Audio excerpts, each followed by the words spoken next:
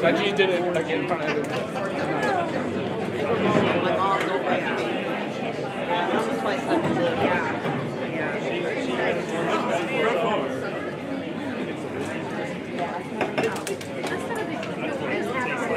I might stop it. A little pint or something for you to. Alright, we'll see you.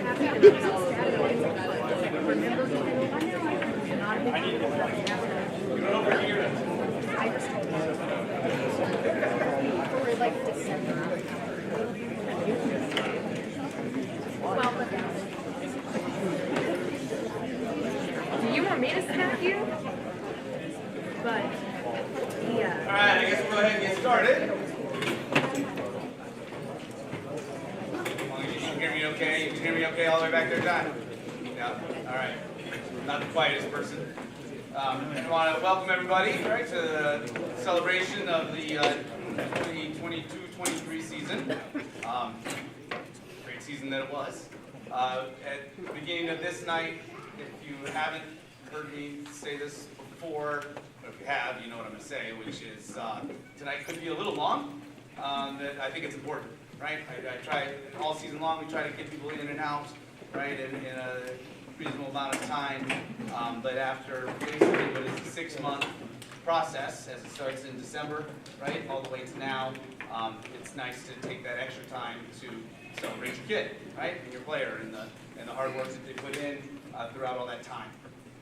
So, getting started, I actually wrote a couple notes down this year, so I don't forget anybody, right? I wanted to thank, first of all, our booster board, and President Debbie Ball, who's wherever she is,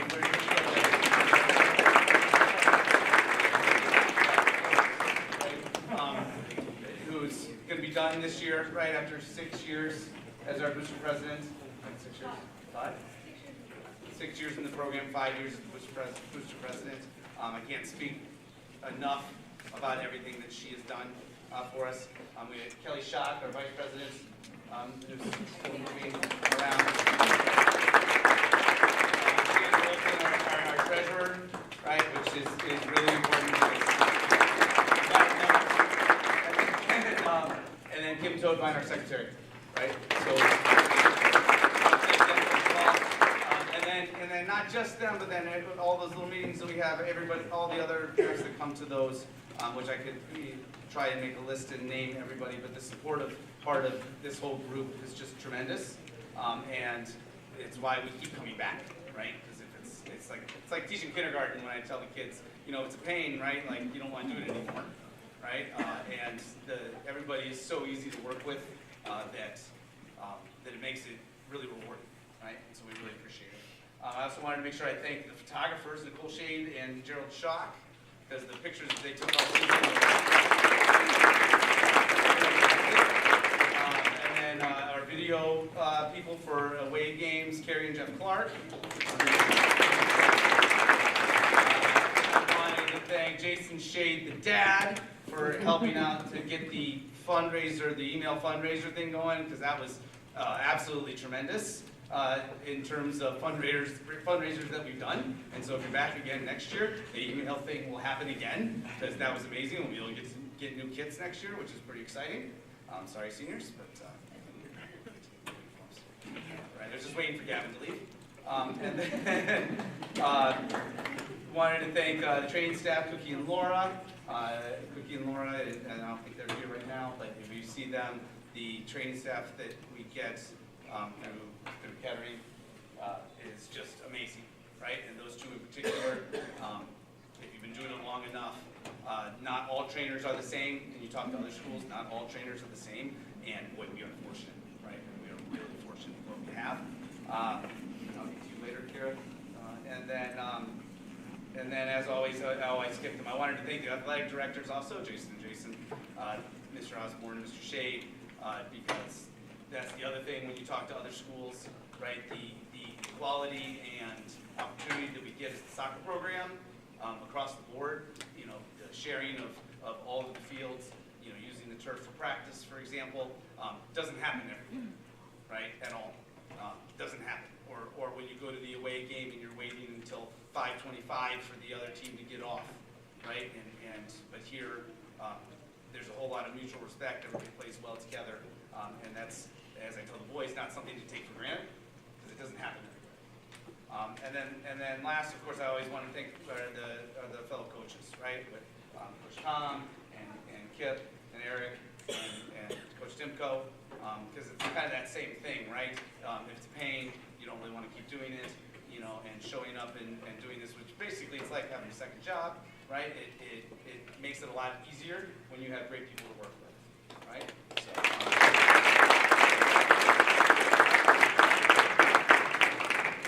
and I obviously will talk a whole lot more in a little bit, and so, but before I do that, I was going to turn it over to Debbie, okay? Just shoot just a few words to say. Joe Kingston, you have a table somewhere with your picture on it, I think, right? Thank you. Yep. Joe Kingston, everybody.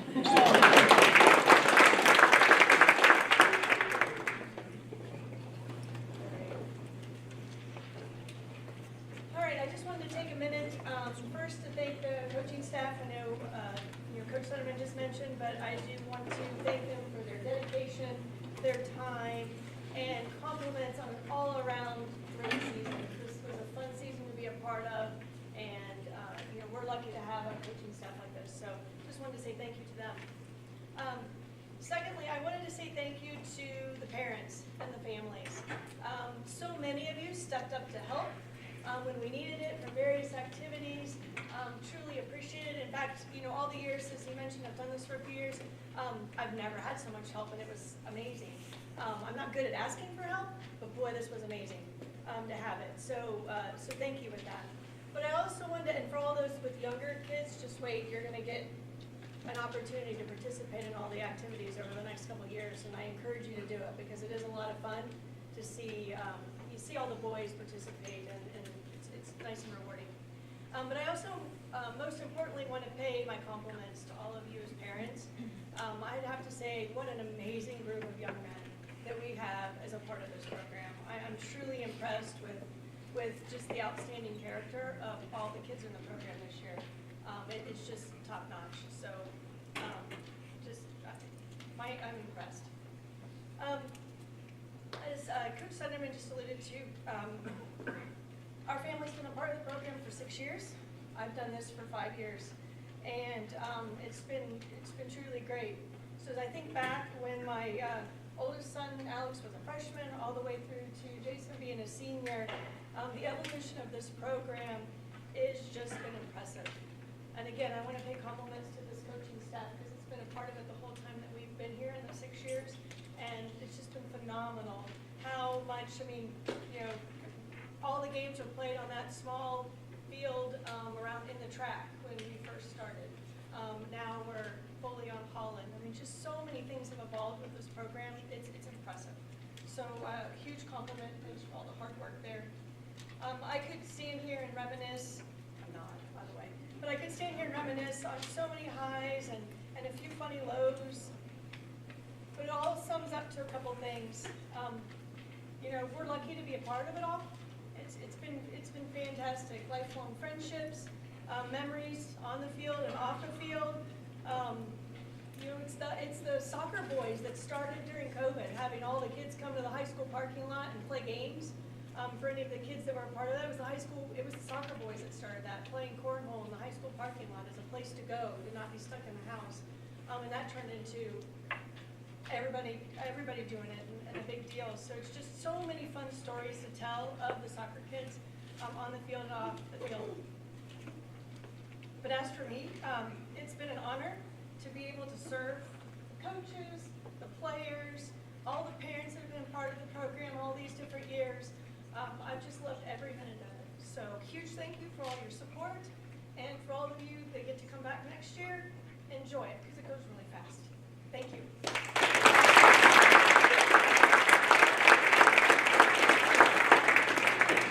All right, so for those that are new, what we do now is we're going to start with Coach Kip, and he's going to recognize his players and go through them, and then we'll pause and then move on to Coach Timko, and then come back. So, Coach Kip.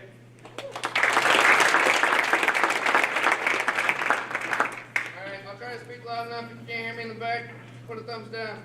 Thank you, Mr. Price. So, those of you that have been around for a little bit, third year with JVB, first year 0 wins, last year 1 win, this year 2 wins. After 2, I said we're done this year, we can't win anymore, so then I have to win more next year, right? If I don't improve next year, you can get rid of me, I'll go home, right? Goal's 3 next year, right? No, but in seriousness, the goal of JVB soccer is to come, develop the love for the sport, something you enjoy doing, get a bit of the fundamentals, and then secondly, it's to win, right? So I'm proud of these guys. They got me the most win they've ever had. I'll talk about a couple guys. They started out JVB players. This year they ended up, I think Brandon Clark, he played 80 minutes in the tournament game. Where are you at, Brandon? Yeah. You play all 80 minutes? Close to it, right? Brandon started out JVB soccer player, JVA last year. Ended up being an important part to one of the best teams in the GWAT, right? Dave Dreisner plays center back for me. Fastest kid I had, right? Fastest kid usually goes center back, right, Kellen? Where you at? Right? Dave Dreisner starts out JVB soccer last year, JVA. This year, important piece outside back for varsity soccer team, right? So those of you that play JVB soccer, doesn't mean you're bad or anything, right? It's a stepping stone to get to where we want to be eventually, right? Brandon and David can attest to that, right? So now, with that being said, best team I ever had, okay? Next year, the next team's going to be better, so don't think you're super good right now, okay? I'll talk about you guys one at a time. Hopefully I have something nice to say. If not, I'll ask Papa Son to come talk. Alright? we got Braden Montgomery first.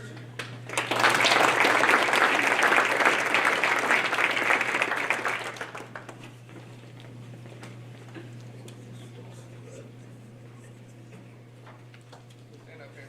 Okay. Braden, I've known him since he was probably like 4 years old. His mom was my kindergarten teacher. Yeah.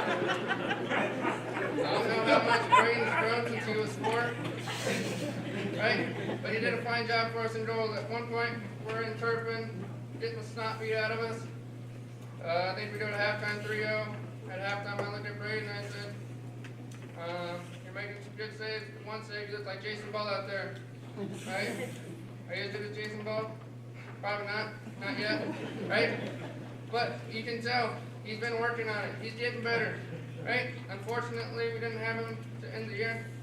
Right? He got a little pew-pew in the head. He got hit in the head too many times. Right? Looking forward to Braden. Braden came to open fields. I don't know if he could kick the ball 10 yards. Right? He's gotten a lot better as we've gone. I'm excited for what Braden has in the next 3 years. Right? Good stuff.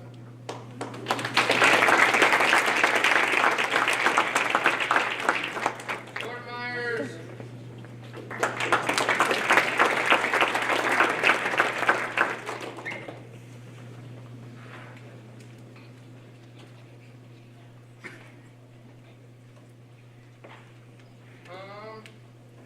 Jordan, he has a mean spirit to him, right? He wants to win everything, right? He's the same way as me. If we're playing a Monopoly game, we want to win, right? There was a couple times, you could tell it. Jordan just wants to win, right? He wants to do whatever it takes to win. That's how I am, right? He did great for us. I think it was Kettering. He showed up. I never tell the dudes to one-touch it. We're not good enough. That's why we play JVB soccer.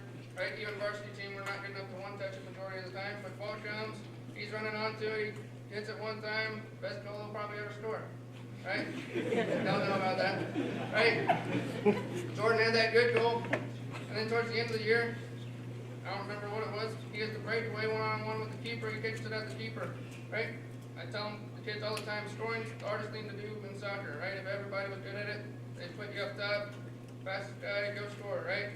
It wasn't easy, Jordan. How many did you score? 2 or 3? You know? 3. Right? You went back-to-back games. And then kind of cooled down after that, but excited for what Jordan has the next few years. Right?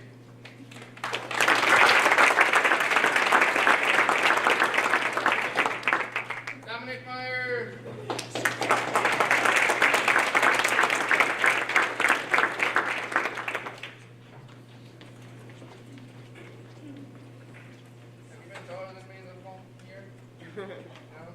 Just shut up. Okay.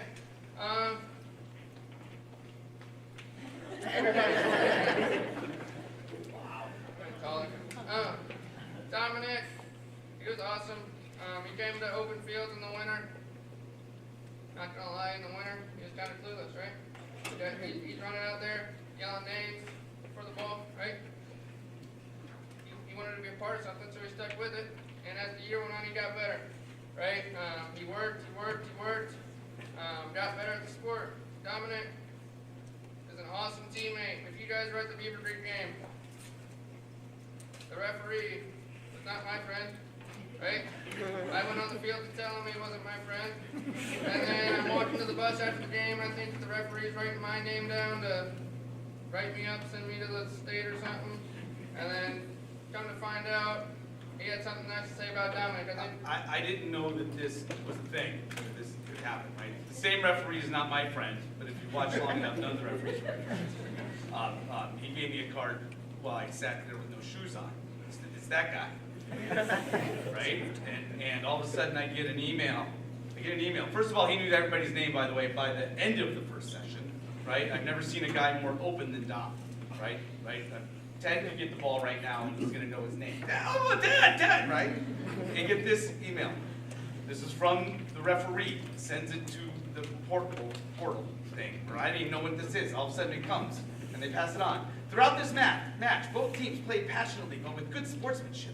Each school deserves credit for this. Of noteworthy distinction was the conduct of Miamisburg number 11, Dominic Meyer. There were multiple examples of sportsmanship he displayed, both towards opponents as well as teammates. He was heard expressing concern for the health of players for both teams who would go down during dynamic play. He displayed empathy towards teammates' miscues. Perhaps most important was his intercession with teammates following a foul against Miamisburg within the penalty area late in the second half. Following the match, a spectator showed the referee a video from his telephone of this event, which proved clearly the referee made the correct call. Seriously? In parentheses, he moved from teammate to teammate, working to calm them, and it worked. This young man also was polite to the game officials, which nobody's polite to that guy, which happens all too infrequently. Oh, he said that. His conduct is a distinct credit to himself, his parents, and school.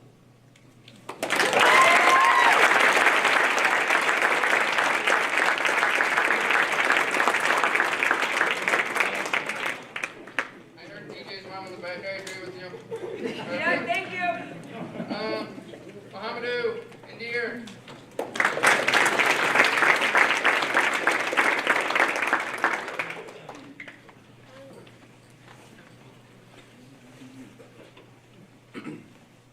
Mohamedou, he's probably he is smiling right now.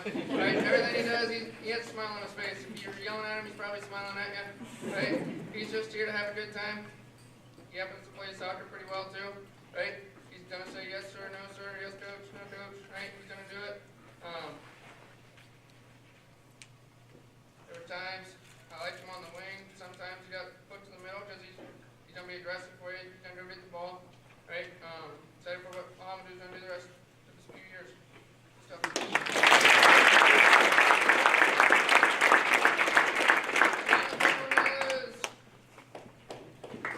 You hear me?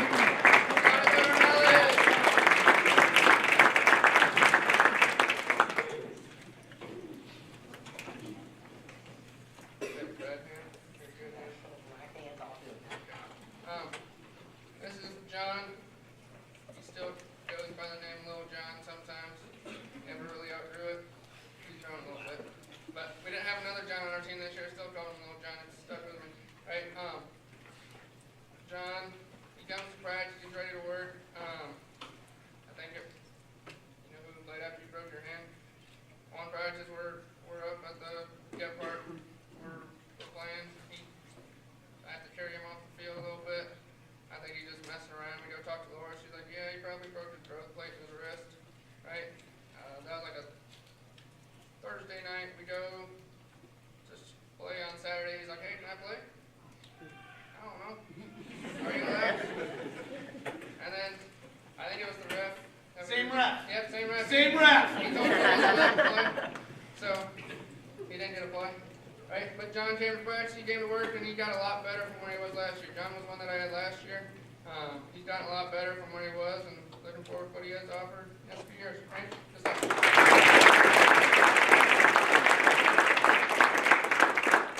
Nolan Colby.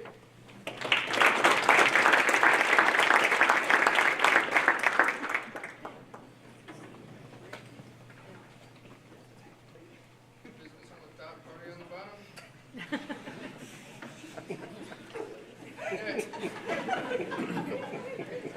So, this is Toby. Nobody calls him Nolan. Mom, Dad, you call him Nolan? Yeah, you do. Okay. Nolan played a lot in the middle for us. He's got a big body. When he plays aggressive, he plays a lot better, right? Was it Ross? Were you mad at Ross? I think it was Ross. Best game he played all year, right? He got angry. He played well, right? Get under his skin. Bad person to pick on, right? He's not gonna be mean to you. He'll just play aggressive. Okay. Dolby. No, he played goal. Is that Brookville?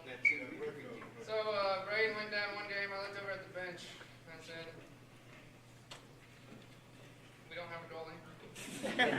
Dolby, I know from basketball, he's got decent hands, I'd say. So I said, "Dolby, go to play goal." Right? He pitched the shutout in the second half. Right? Got us one dub. Right? Excited for what Colby has to give us the next few years, right?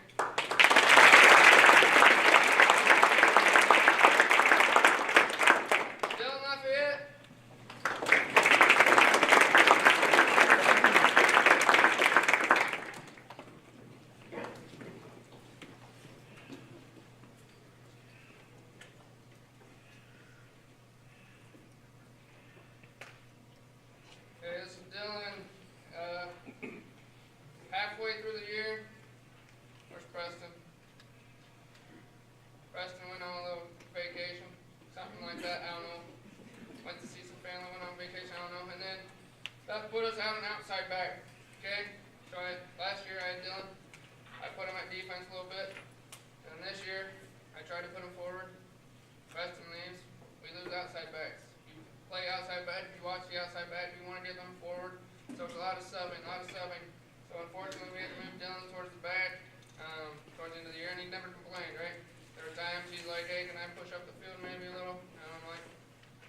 get a chance, I'll try. Okay, if I get a chance, I'll try. A lot of times I didn't get the chance, right? But Dylan, he stuck with it. He played outside back well for us, and appreciate all he did for us.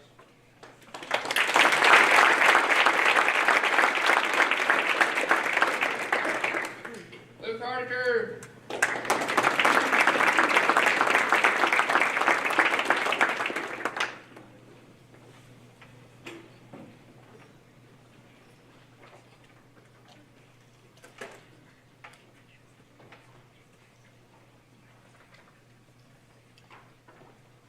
So, if you don't know, Luke has an older brother who plays center back. So Luke shows up to open fields in the winter.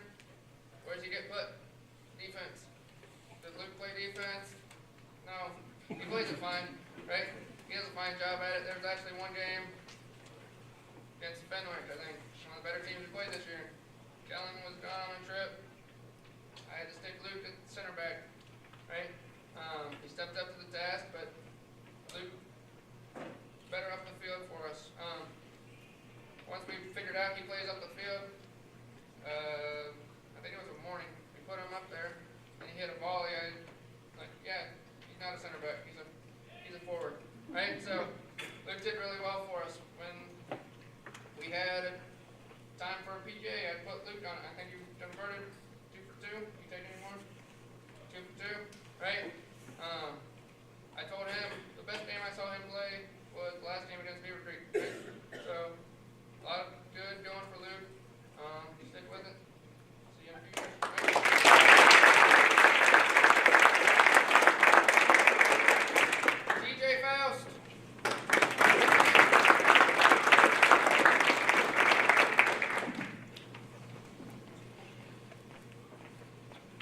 Take your time. Put it on here by 8, that's your fault. Okay, this is TJ. He played a lot of outside, not really outside back. I was gonna bring that up. He played up the field a lot for us, and then halfway through the year, first time he came was in summer nights. He lives at it's his first day. For 7 kids on. I said, "Where do you play?" He goes, thinks about it for a little bit. Defense, right? So if you've been around me a lot, I don't like to sub defense too often. I like to put people that I'm comfortable in there, because if you make a mistake on defense, you're going to give up a goal. If you make a mistake up top, they have to go the other direction to score, right? So halfway through the year, TJ looks at me and goes, "I told you I play defense, but you haven't put me in defense yet." I'm like, "You know what? You're right." And as the year went on, I started putting him in defense more, and he did fine, right? There was one game, tournament, we were talking about the shellac and Braden was taken. It was 3-0 in the second half. TJ passes the ball right to the middle. I said, "Don't do that." Right? They sit right there. They knock it in. I said, "TJ, if we lose by 1 goal, it's your fault." Right? Luckily for him, we lost 4-0. Last game of the year, we go in without a goalie. John Price plays half. TJ plays second half. He does a fine job in goal. He actually gets choke hold and he gets the penalty called on him. He saves the penalty, but then they follow it and they score it. Right? They scored 2 more. TJ comes over, he's like, "That's my fault." And I said, "You're not a goalie, dude. Right? Don't worry about it." Good job, TJ.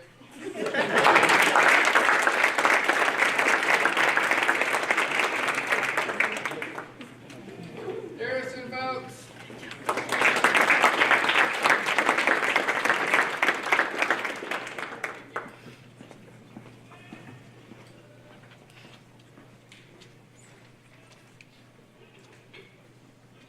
If you didn't hear Papa say his nickname is Big Garrett.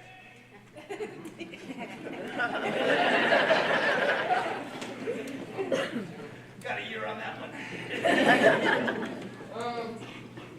Garrison did an awesome job for us. I would have liked to have him on the wing. I think that's where he's more comfortable with, but what we needed him to do was to play defensive mid. He played it well. He gets the ball on his foot, he gets it off his foot. He gets it on his foot, he gets it off his foot. Right? There's not too much dribbling from there. That's fine, right? If you want to play soccer at the higher levels, it's on your foot, it's off your foot. It's on your foot, it's off your foot.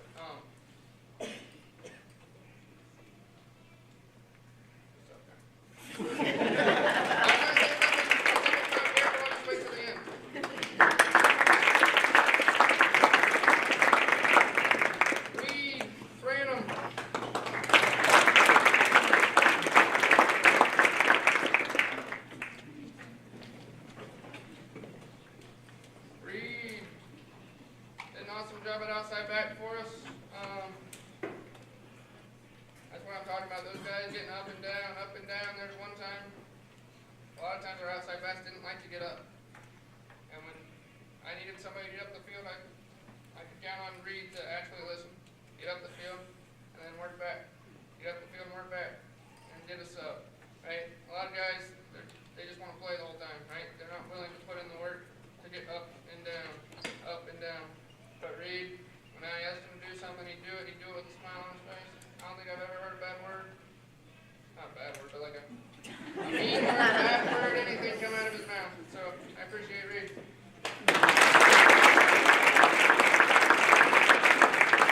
Kristen Finster.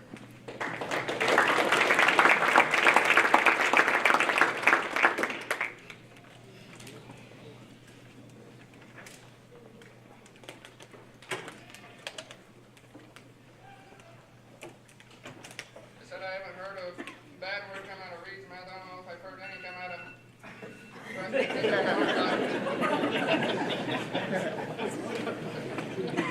just in case he was asleep.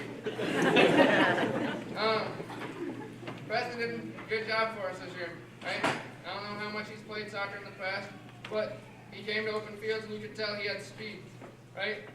So my thought goes outside back or up top, right? Played Preston at the outside back a lot, and he would get beat, but he has that speed where he can catch up, right? Preston did a lot for us. We missed him when he was gone. I said that Dylan had to step in. Dylan did a good job, but we missed Preston. Excited for what you have for the next few years.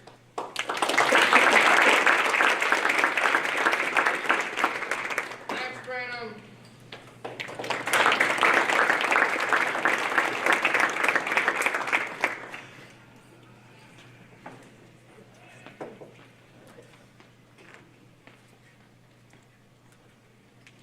Okay, I'm talking a lot about outside backs and seven. When you get to the middle of the field, Max and Kellen, they were pretty much on there for 80 minutes, right? Not a lot of subs. When you get a strong back line, strong middle, you don't want to mess with what's working, what's working, right? So, when we would put Reed on the outside, it wasn't as good. But as he moved to the middle, he understood what he needed to do. He did a good job for us. He's a little more talkative than his brother back there. He's going to talk smack, unlike Reed. Right? Max just understands this is the middle of the field, this is where I'm supposed to be. If you're coming here, you're probably going to get hit. Right? Sad for what Max has the next few years.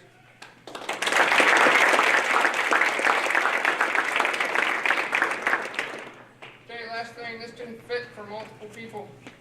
Debbie was talking about how the program's changed over the last few years. Right? Just because you were on JVB, it's because this program's at a different place than it was a few years ago. Just because you're on JVB doesn't mean you're not good or you're not going to be good, right? When I was here 2011, I was Garrison size, probably about as good as Garrison. I played JV and sat on the bench for varsity, right? We had 11 guys on the JV team, no JVB, right? Take in what you're working with, right? As your JV player, work, get better, get to the JV level.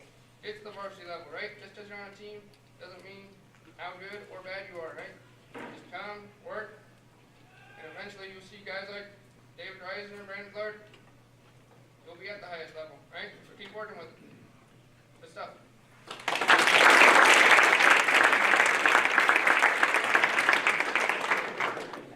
He's going to have Reisner and Clark thinking way too much of themselves. They're going, oh, I'm the greatest. Let's see, before we move on to Coach Timko, I wanted Kira to come up. Those of you that don't know Kira, she's one of our student trainers here at Miamisburg. And it's not very often that you get a dedicated student trainer right to your team. Usually like they're rotating, you get a different person all the time. And this has been absolutely awesome. Kira's a junior, so we get to have her again next year. And she basically goes into Laura and Cookie and says, I want boys soccer. And then I get to say, hey, I want Kira to come. And then we get Kira all the time. And so she's not just sitting over there getting the nachos and making TikToks on the sideline. That might be happening, I'm not sure, but not like in the past that we've had where come and like you turn around and they're under the stands with nachos and pretzels, right? You're like, I just kind of want a Band-Aid, like seriously. It's also kind of fun for Kira and I because I had Kira in kindergarten, right? And so there's not, yeah, I went there back when I was over at Bear, so it's a small school. I don't get to see too many of those guys again. Although shout out to CJ Faust, CJ in kindergarten. Nobody else. That's it. And so we have a nice gift for Kira, and it's also Kira's birthday. All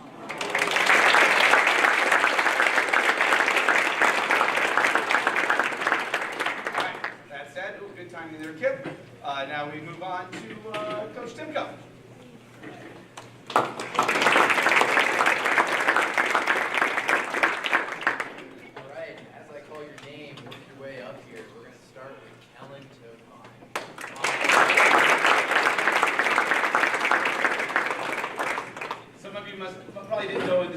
This is like the Miamisburg soccer roast also, right? Like, you got that. Less roast. So with Kellen, how much soccer have you played? Very little. Very little, and it is evident. But one thing that he has is speed and determination to actually get good at soccer. Kellen's my whoops. There's always one kid that ends up on JVB that I whoops that should have been on JV. That was Kellen this year. Because on multiple occasions, we get up 1-2-0. The first thing a JV team's going to do is, where's my fastest guy? I'm going to go put him up top and let's see if we can just kick him off. Put Kellen in the back and nobody's faster than Kellen. So it made it very easy to defend. Kellen took mine.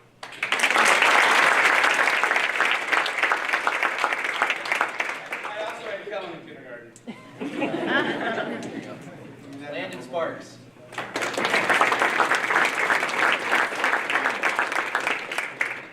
So, Landon came into this season with the unfortunate coming off of an injury.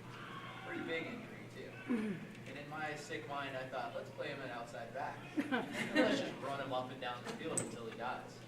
Well, that didn't work, because he sat and started every game at outside back that he could play. He also fulfilled a role that rarely gets filled, and it's called garbage. So for me, when you're on JV and we play a ball across the goal, everybody likes to run into the goal mouth. And inadvertently, that ball will trickle around to the other side and nobody's there. He was our garbage man, scoring 2 or 3 goals, being our garbage man.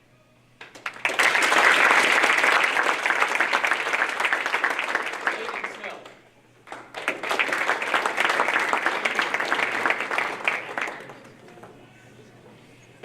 So, you probably, for those of you who've been on the program for a while, one of my favorite things is large human. Hayden was a large human last year. Hayden was a large human this year. And one thing that I really appreciate about Hayden is he's just a composed individual.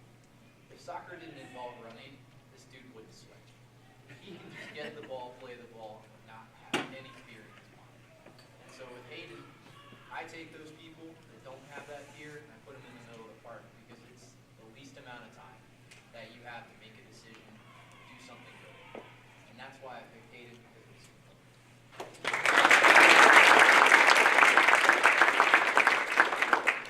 Nolan.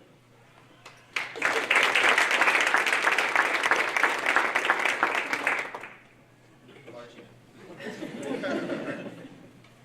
Nolan is actually one of my whoops that I make every year as well, because Nolan has a pretty bright future. After talking to Matt and talking to Eric, sometimes I see large human, I just want to put him up top, back to goal, have him fight off everybody. Nolan did a good job with me for that for 2 years. But toward the end of this past season, I was like, I need an outside back. I put Nolan there, and he made me cry. This kid has a future, and I think it's an outside back.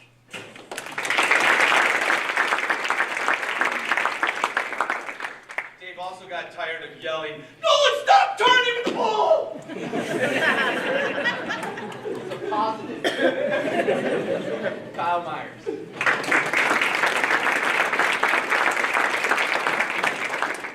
All right, so with Kyle is a role player.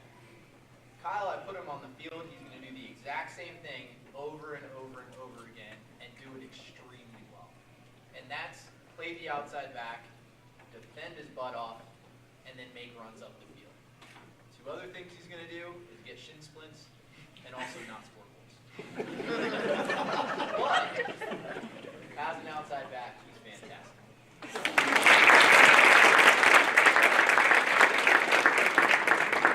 Adam Reese.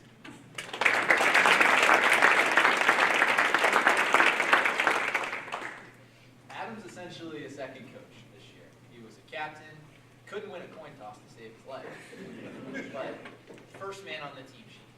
Everybody has one. When I'm putting together a lineup every year or every game, Adam out there. Whether he's on the left or the right, that's between him and Aaron. But Adam's out there, he scores goals, he makes run, he communicates with his team, and he serves as a role model and a great captain.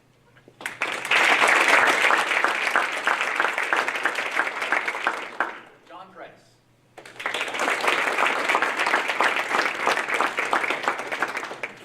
So, story about John Price was last year he came up to play some games with JVA, and I put him in positions where I needed.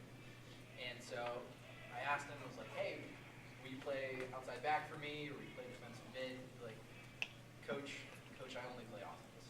I only play offense, Coach. Yeah, you said. Okay. and of course, for me, that's kind of a picadillo. I'm just like, oh, you play that position, so I'm forcibly going to make you change. So this year, makes the team, and I go around and I'm trying to be kind, and I'm like, hey, where do you want to play this season? First thing out of his mouth, wherever you want. But something that goes unnoticed about John is he was our set piece specialist, and he had to memorize 4 free kicks, he had to memorize 4 corner kicks, and helped us with our throw-ins. I would see him out there organizing the team without me having to. And for those of you who have coached in the past, one of the more frustrating things is when you work on something over and over in practice, and then you have to tell them again in the game what a 1 is or what a 4 is. John did it for me, so I just thought.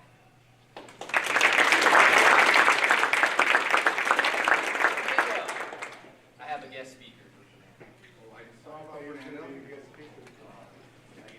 I can talk. Yeah. I don't have enough words to say, kind of about Fernando. I've never wanted to be able to speak Spanish more than this year, like ever, right? Like little known fact, I was a very average high school student. I went to Spanish 1 to Spanish 2, and my Spanish consists of, hey, ¿cómo está? Right? That's about it, right? Oh, bien, that's about it. Yeah, oh, me llamo Papa Sol, right? And that's about it. I mean, like, that's it. And there is not, this is one of the most enjoyable people to be around, right? To come and be immersed in an entirely different location, love the game, right? And show up every day and want to be there and just do everything that you ask and don't ask, right? And then show up when we're going to go and it's just the varsity and he just kind of walks up and he's like, I ride, I go. Like, I get on the bus, right? It's cold. Oh, this isn't cold. Do you want the parka? Right? Right? And like in the summertime, he's telling me, he's like, oh, this isn't hot. This isn't hot, right? And just it's so enjoyable to be around. And yes, good player. And yes, sophomore. It's nice to be able to see him for 2 more years. But just kind of one of those things, one of those guys that comes along once in those lifetime that it's like, oh man, I'm glad he's here, right? Because you teach kindergarten all day, like the day can go either way, right? Like you're showing up looking for some ray of sunshine. And it's like, oh, these guys love being here, right? And that you just can't take that for granted, right? Fernando Ramos. Oh, Jose. No.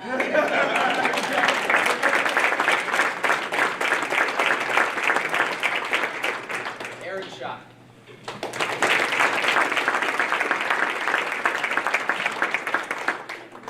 Every team, every year, I have one. And if you want to know what I mean by one, it's the one that won't shut up. The one that wants to tell me what I'm doing right and wrong. The one that wants to have a goal drought when we desperately need it, and then the next varsity game he plays, score a goal. Aaron Schock obviously worked interchangeably with Adam Reese in our attack. Worked as embodies everything you want in a freshman that's building into the program.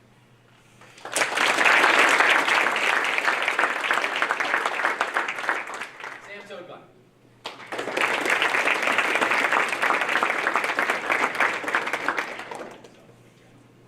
So usually on the team you get one player. One player that, with the exception of goalkeeper, you can put him anywhere. And you can focus on other parts of the field. Fun fact, I thought Sam was left-footed for the longest period of time. He's not. But Sam was the guy when I talk about composure, when I talk about being able to score goals, when I talk about being able to communicate on the field, just kind of wraps it up into one person. And no matter where I put him, I don't worry about him. And that's Sam.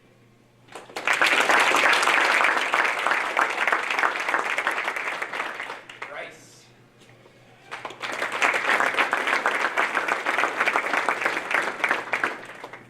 So when Bryce showed up, I didn't know who he was. He came over from Banquet for his sophomore year, and Bryce looked like that, large human. And on top of that, Bryce is a strong human, not afraid to hurt somebody, not afraid to get into a tackle. Dude almost broke my femur at one of the open fields. I love a physical player that'll go out and just put fear into the other team. He would get from point A to point B, and whatever was in between was not getting there.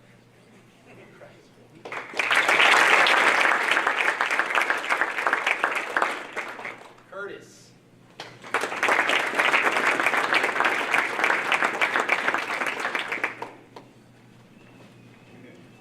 So much to say. Let's keep it short.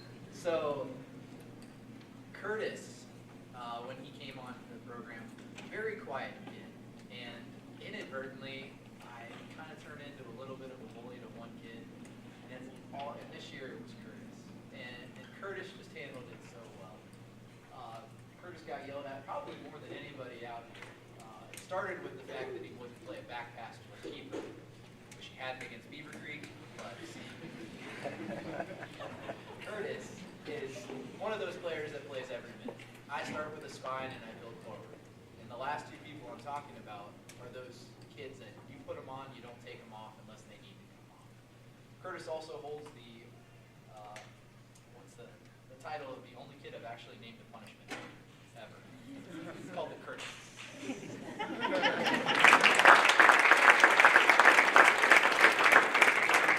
And Avery.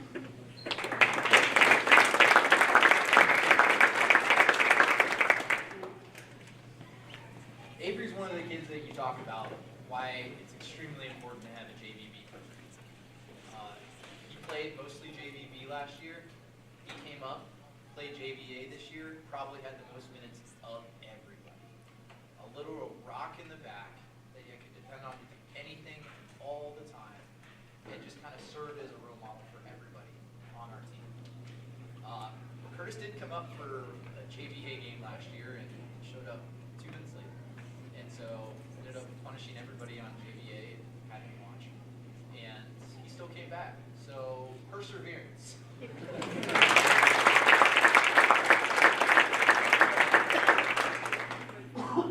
Just call him Curtis, like that's a punishment. Right? That's what I said, Avery. Thank you. 3 Curtises. Okay. So I do have a little speech prepared for these guys.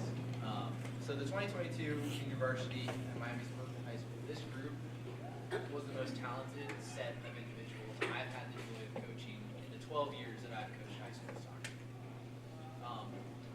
For this season, we finished with 9 wins, just 3 losses, and 5 ties. I hate ties. And I would say, if I look at where we started in the first 7 years to now, this season with that 9-3-5 record was against the toughest set of opponents that I think we've had for this program. And every year it gets more.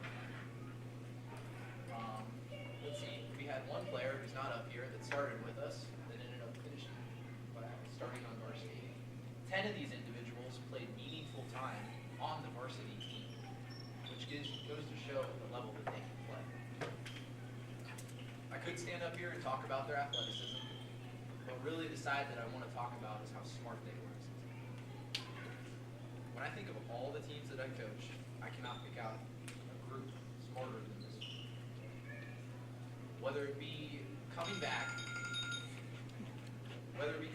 down 1-0, 3 times at halftime to either tie or win a game. Trust me, it takes a lot of mental perseverance and smartness to get through that. Whether it be manipulating a referee 15 times in one game, and by manipulating, I mean making him make a call to win McDonald's. Or it could go to the fact that they constantly lift each other up on the field. They embody putting the team first. They are just a wonderful group of individuals. They exude confidence on the field. A lot of times as a coach, you'll have a team that, whether it be other players, whether it be other parents, or even a referee, can get in their head and change everything. They sounded all of that out. They just went out there and played their game, which is a huge hurdle for anyone. So I look at this team and I'm overwhelmed with the potential that exists here. I mean, you look at them, I think 11, 12 of them are underclassmen. And they were competing against this tough schedule of juniors on the other side. If they continue to grow as people and as soccer players, I think you're looking at some of the individuals that will be the first to beat Beaver Creek, and possibly second, right here. And so I just want to say a lot about this team. I think you guys made this season the best for me that I've had, and I want to thank the parents for bringing them, putting up with some of my crazy coaching techniques, and I really just want to thank the coaching staff. It's just been a phenomenal year. 2022.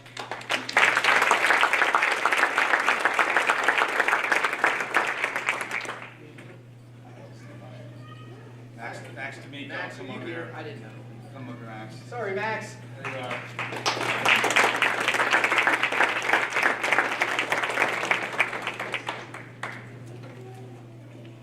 put your name right there. Well, I'm sorry, Max. Didn't have a thing. So Max was the kid when we got to tryouts this year, and I was like, speed, yes. Calmness on the ball, yes. Careful, maybe too much. But Max is a player that's been with me for this year's second year. Max was a player, he's a role player. Whether he's on the wing, whether he's up top, I know what he's going to give me, and he's always going to give me 100%. Max.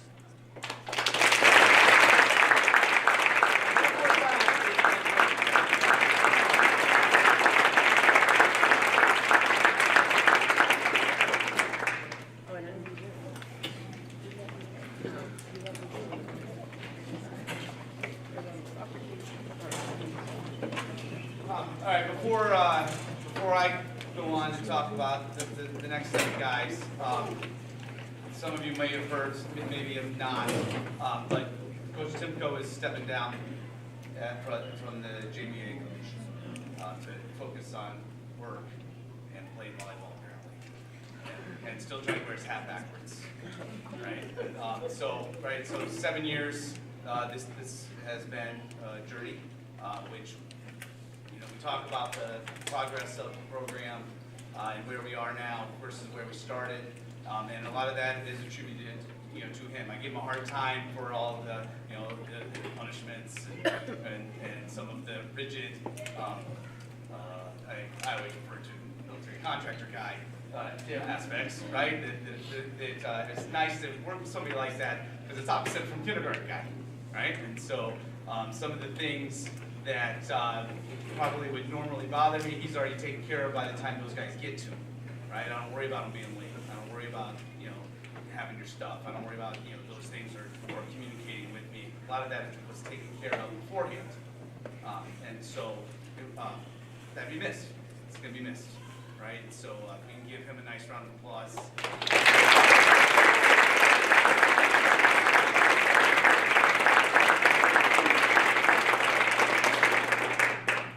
I got him a little something. I'll give it to you.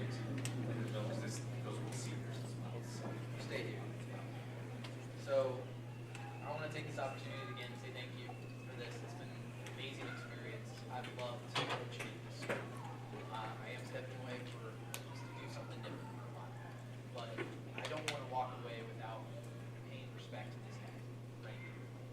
I have a little thing I wanted to say. And I'm going to read it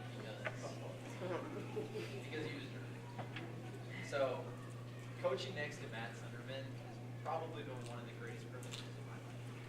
And I mean, the effort that Matt's put into building this program should not be overstated. It could not be overstated. It's amazing. I looked up the last 7 years and compared it to the 7 years before that. And just a couple things kind of stood out. Matt has only had one losing season as the Miamisburg coach, despite Miamisburg being in the bottom two matriculation. The only time he had a losing season was our first season. He's the first guy that came up with the idea of playing on Holland Field and making it a main state program. In the previous 7 years, if you compare it to these 7 years we've been together, he has 25% more wins. He did that with a tougher schedule every single year. How can I relay that? In the 7 years before Matt took over, this program played Beaver Creek once. In the 7 years that he's been here, we played them 11 times. That's the level of caliber that he tries to take this school to. Matt is an amazing coach. He dedicates himself 12 months a year. 12 months. I mean, we're here in November. Open fields start next month. We just finished last month. He is all in on this program. It's been such a joy to watch him build everything, not just the soccer, but the people, the kids, and the program itself. You guys have an amazing person that is leading your program, and I can't wait to shift to be in the stands and watch it become even better, and to find somebody that's going to give him the 12 months that he needs and the support that's needed. So Matt, something.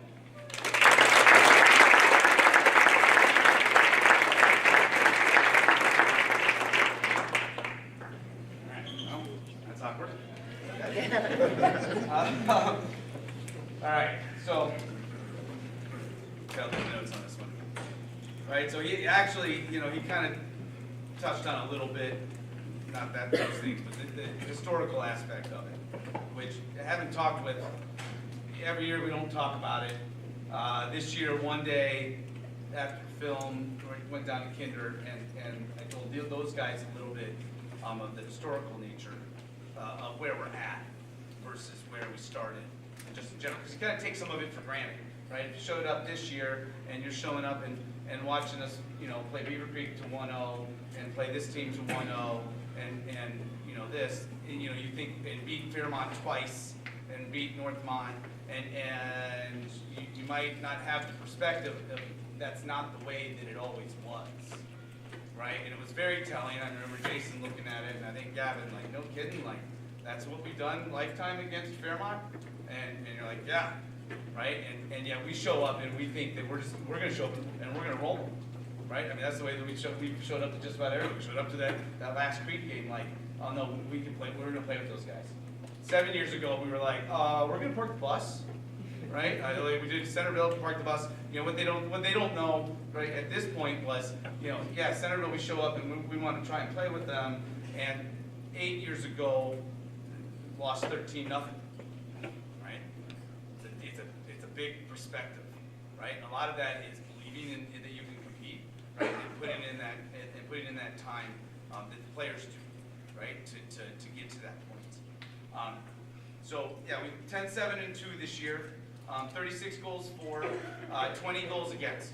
20 goals against is a high number by when you think of by a borough measure or a Centerville measure, but 20 goals against is the least number of goals conceded in 44 years of soccer. So that was quite an accomplishment.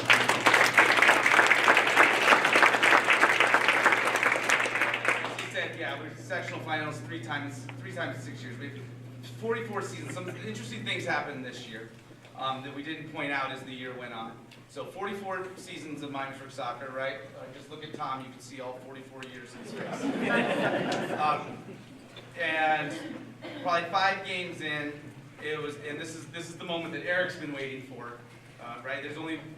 I've coached now with Eric probably longer than anybody I've ever coached with. And he's been waiting for this time, and so 4 games in, it was the first time in the 44 seasons that, as a program, that we're over 500. That's big, We were well below that starting 7 years ago, right? This year we ended the season number 4 in the coaches poll. That was the highest in these 7 years, and as I try and look and find it, it was pretty much the highest that I could find. We were the number 4 seed in the tournament, right? Never been that high. First year we were like the 13th seed, right? The best we've ever been is maybe an 8, right? And that makes a difference. We had 19 matches this year. 13 of those 19 matches were against top 10 teams in the area, whether it be D1 or D2, right? In Division 1 in the Miami Valley, there's 20 teams. In Division 2, it's somewhere close to that. So, again, just kind of pointing it out for perspective, right? To the dudes too, to the players, because they don't see that when they come in, right? Everybody comes to play, and they're like, oh, I did this outside of school, and so I should be on that team, and I should play, and I should get this many minutes, and right, and coach, what do you mean? I'm not good enough with that. But the levels changed, right? With more guys and more competition, right, and more experience, the expectation changes a little bit, right? We still love everybody, take everybody, we want everybody to love the game, but historically it improves, right? And so the schedule's changed, and that helps for it too, right? 6 years ago we would have Stebbins and we'd have Fairborn, right? In which at those times we were better. And you show up and you know you're going to score 4 or 5 goals, right? And we replace that with, a Bellbrook team, or next year we have Alter and we pick up Monroe, right? Who are all top 10 teams. Okay, that are all drawing cup guys and these guys and whatnot. So 13 of the 19 matches. 5 of those matches were against teams that were ranked in the top 20 in the state. Okay, right? That changes, like he said. Right? When we started, they played Centerville maybe every 3rd year or every other year. They played Beaver Creek, right? And so that changes. Some of that, just to keep in perspective, I went ahead and wrote a couple of them down, so bear with me, because I thought it was interesting. And when I showed the boys, they were like, no kidding, right? Lifetime coming into the season, we were 8-20 against Fairmont as Miamisburg. 8-20-3, and we beat them twice. Lifetime against Northmont, we were 3-17-1, and we beat Northmont, right? We were 7-12 against Wayne, right? And you're thinking, oh, Wayne, we showed up. Oh, Wayne didn't have any soccer. Wayne historically has had very strong soccer programs. Even Xenia, right? It shows the ebb and flow. 8-11 lifetime against them, right? And these were all teams that you beat, okay? 11-19, 24-3. When people start talking about rivalries, right, and they think, oh, here comes Centerville. Centerville's twice our size, right? I tell the boys, closer rivalry is Lebanon in terms of same school size, same competition, right? Just keeping that whole perspective that goes into that. And even a team like CJ that comes in that we weren't successful against. Again, historically, 4-11 against them, right? So our schedule is stout, okay? Those things to keep in mind. And then people talk about like a Centerville, right? Yeah, we want to compete against them, absolutely. 0-30-0 now, officially. We were 0-20 and not 0-29 coming in, right? And so, but that difference is important to keep it in perspective, because that difference is 6 years ago, right, or 7 years ago, it was, oh, great, we're going to play them. They just beat us 13-0. And you heard for 2 weeks about how bad we were going to get killed.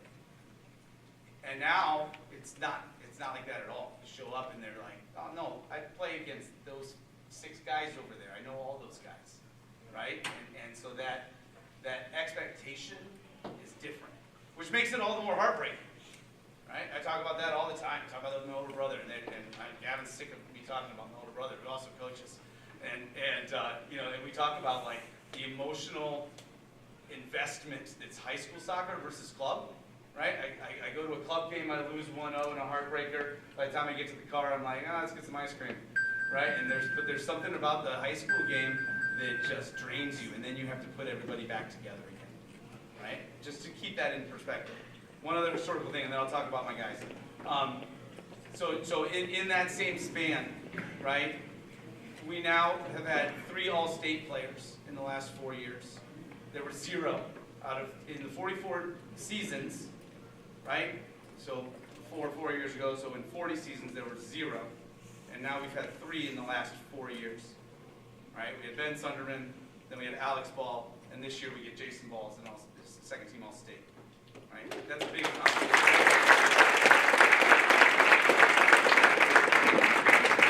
And when you look at the work that our guys put in, you can see that that there are more coming. On that next level down, you have the all-district team, which again, historically, there's only 9 in those 44 years that have made the all-district team. All-district being, we're in the Miami Valley. Miami Valley split north and south. Okay, you go and you meet with the coaches. Everybody votes or whatever, right? And you have your all-area south. You have an all-area north, and then you'll have 11 guys out of all 20 of those teams that are all the all-district team, right? And we've only had 9, right? I thought I'd take this opportunity this year to say those 9, right? Which 1986, Roger Lowe; 1989, Matt Weiss; 1992, Ted Morningstar; 1994, Charlie Pearson; 1996, Luke Arnold; 2011, Chad Smith. You go all the way to 2018, Ben Sunderman; 19, Ben Sunderman; 2020, Alex Ball; and then 2021 and 22, Jason Ball. Right? It's a short list, right? But with very few, and there's a whole lot more on this half, right, of those years than the earlier ones. So it's an exciting place to be as we get more and more guys, right? Third year having 3 teams, and we just see that. And again, if nobody shared with you, right, you can play 42. You can appear in 42 halves in a season, right? If you haven't heard me say that before, which is one of the reasons that we have that, right? Nobody wants to be the 20th guy on this team and never see the field at all, right? So you can roll with 3, and guys can bump, and you can give everybody a better experience. So on we go with players. Alex Anderson. All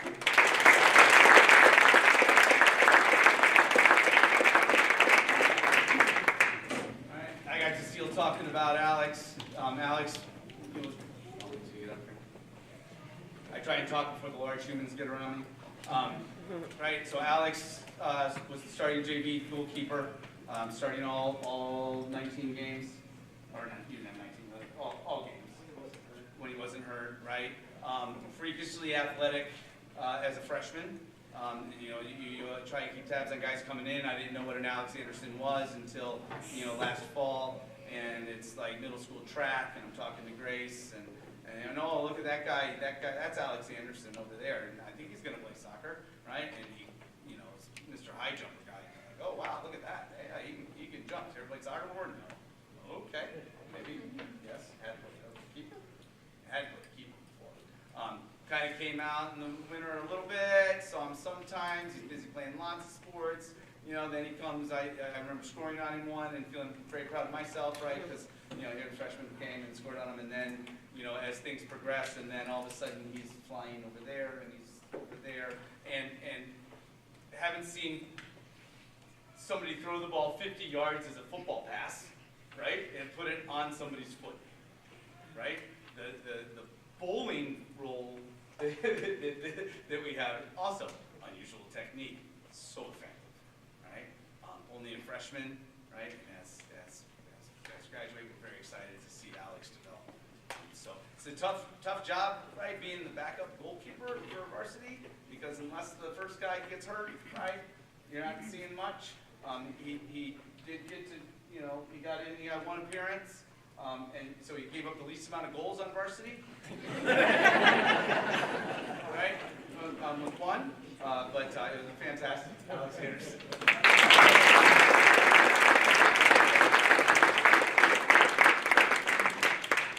right.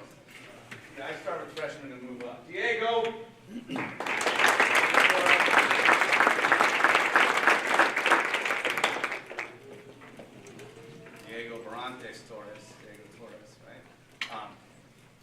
Diego came to us this year from Costa Rica.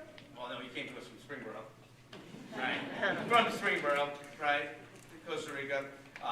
Kind of similar when I'm talking about Fernando. Just loves the game. So enjoyable to be around, and it was fun to watch his game mature, right? As he adjusted to the physicality that is, you can use physicality in quotes, right? Because it's, when you watch enough high school soccer, you're like, oh yeah, it's way physical, but it's like brutish though, right? Like, I mean, it's like, you call it physical, but like at times you're just like, it's like a wrestling match, more or less. An absolute playmaker can find guys in dangerous positions that lead to scoring opportunities, which is very exciting. Excited he's only a sophomore because we get 2 more years, right, of Diego. And then again, I never wanted to speak Spanish more than ever this year. And it was interesting. It was interesting as it developed, because we open fields start in the winter, and as Diego comes and Fernando comes, and not as much English last winter, and that was frustrating, not for me, because I'll talk to anybody, but frustrating for the other high school guys, right? You're picking teams, and I can remember guys like, I'm like, why did you not take him? Like, coach is like hard to, it's hard to talk, right? So I can remember like sending somebody a text, I think it was Reed, right? Like, hey, these are some words we can use, right? Hey, if you're open, right, you want the ball, right? See, right? See. If you are aquí, right? Like 2, 3 words. Okay, so I didn't realize that I'd unleash it, like create some type of monster though, because like we're about 8 games in, and I'm talking to Alex, and he's like, more or less, the message was like, dude, they got to use some other words, right? Just like, just imagine every time you touch the ball and you're playing and everybody's yelling, yes, yes, yes, yes, yes, yes, right? And it would be like, eventually, okay, we got to find some more words. So, Diego Torres.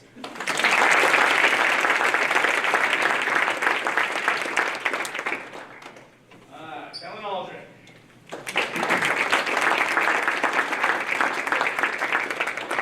I've spelled his name at least 5 different ways. I think I have it. Yeah. All right. Sophomore, Kellen Aldred is interesting as we start the season, because you're rebuilding a back line. You're taking a look at who's going to fit where, and I'm running ideas by, I run ideas by lots of people. Usually there's a couple guys even that I'll text, like, hey, what do you think about this? Like, this idea, right? Like, that's kind of coach I am, right? And they're like, oh, yeah, okay. And then I'm like, you know what? I think Kellen would be a great outside back, right? Like, I mean, we're fast, we're physical, right? We're going to get up the field, be devastating out there. I think it's a great idea. And like, this guy I'm talking to says, oh yeah, I think that's a great idea. And this guy says, I think that's a great idea. Nobody asked Kellen. And so, right, he comes and we get that preseason, I'm like, hey, you're playing outside back, what do you think? And he's a sophomore, so he's talking to coach. Oh, okay, coach. Yeah, okay. Yeah, I got my outside back. Yeah, sure. Right? And so you play like 2 games outside back, and then you're talking to the guy again, hey, what does he think about outside back? Is he liking it? I don't know, coach. Not sure if he likes the outside back. What do you think about playing outside back? You like it? I think it's okay, right? And what you try to get people to understand, right, as you go up through the game, is that the outside backs are so incredibly important and underappreciated, especially in high school. If you have guys that can get up and down the field, it is such a weapon, right, that not everybody has and or uses. And so starting Kellen there, I mean, it's fantastic, right? It's shut down outside back, and then he's getting forward. And then things developed, and it was like, oh, we can push him a little forward into that wing. Oh, he's just as dangerous there. Oh, I could put him up top now too, right? And so then the guys are split, right? Because half the guys are like, oh, I love Kellen on the outside back. And then half of them have been on me since last December, like, we need Kellen in the attack, right? And so then he's there. And they're like, I see, I told you, coach. But the thing to take away from that is every single spot, yeah, you were one, every single spot that he played, it's valuable minutes that were there, right? And it's the kind of guy that when he goes down, you're like, yeah, are you sure you're hurt? Like, positive? Like, okay, let me know when you're ready. Let me know when you're ready, right, to bring him back. Again, only a sophomore, 2 more years of that, which is very exciting. And probably not outside that. So, Kellen Aldred.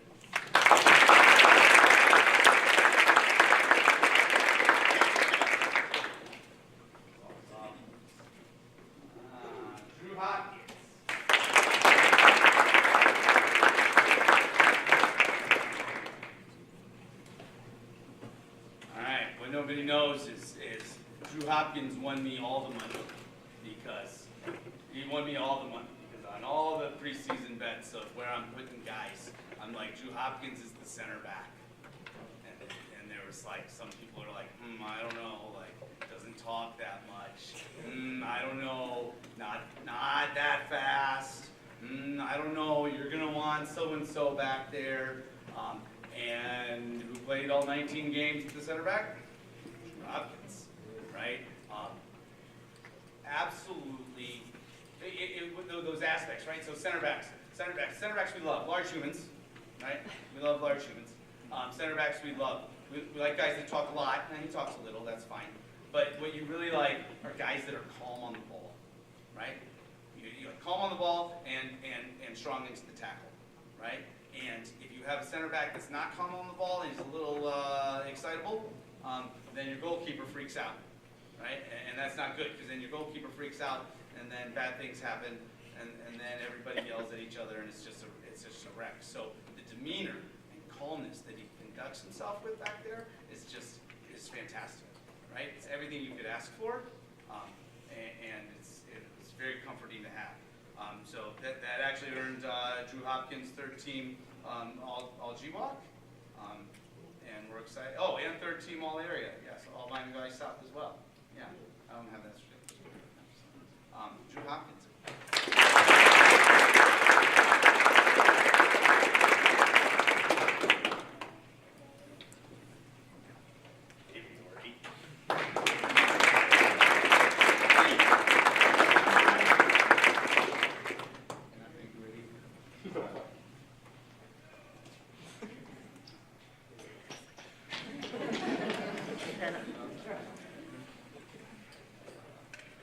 So, if you can't tell, I mean, and I say it every year, so, I mean, it does almost like, it sounds like I'm beating the dead horse, but, like, I really like this group of guys, right? You can't say that every year. Some years, maybe, I guess I said it, but I didn't mean it, but this group of guys is, like, just fun, right? I mean, they're great. I mean, it's the first time that I can remember in the 7 years that you make it through the entire season, and everybody doesn't want to kill each other, and you're even, like, talking afterwards, and you're talking to some guys, like, how do you guys not want to kill Gavin? Oh, that's our guy. It's okay, right? And or whatever, right? It's interesting, and just an interesting group of guys. So we're like, right there, we have group texts. You know, it's all completely appropriate, but it's also terrifying sometimes. You wake up in the morning and there's a picture of 4 dudes on my front yard, like at midnight. They're dancing, like, oh yeah, you get the picture, like, oh. I didn't realize it was my house. I showed my family. I'm like, what are these guys doing? They're sending me this picture. They're like, Dad, that's our front yard, right? This guy is a part of that, right? David Doherty, very technical player, has a knack to be in the right place all the time. You know, it didn't result in a lot of goals this year, right? As sometimes he tries to outthink the room, right? Or you know, and I keep telling this one here, right? Like, you're here because we believe in you. You wouldn't be here if we didn't believe in you, and that you could do this, right? Also, King of the Dr. Pepper. Follow him on Instagram, right? Destroyer of Worlds. It's very disturbing if you guys see that. If you're chuckling, you saw it, and it was just like, oh wow, that's interesting. I hate Dr. Pepper. Also loves the gritty. Never seen a guy gritty over absolutely everything. That guy falls down, I'm gonna gritty. Right? We scored, I'm gonna gritty. Oh, that guy's tied his shoe. I think I'll gritty again. Right? Which I told him, if he scores, I'm the first one doing it. Right? It probably won't be as cool next year now because it'll be a whole year older. So whatever he comes up with next, that we'll like. We get a whole other year of to get McGritty back for one more season. David Doherty.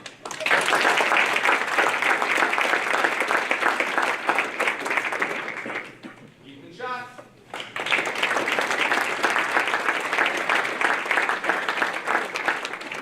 Last year I got to talk about Ethan Schock as the manager of the year because he had hurt his knee and he blew it up and then fell to pieces and then, right, and we picked him up and put his pieces back together and he was there every single day and it was awesome. And then he came in the summer and he's there all the time and he works all the way back to playing. And then he's terrified because he hasn't played in a year and he's, you know, the first couple times out, not very good. And you're like, and so then he's really nervous, right? And then everybody's trying to make him feel better, like, dude, he hasn't seen you play in like a year. He didn't see you play in club, right? It'll be fine. You know, still had confidence in him, you know, knowing that it would come.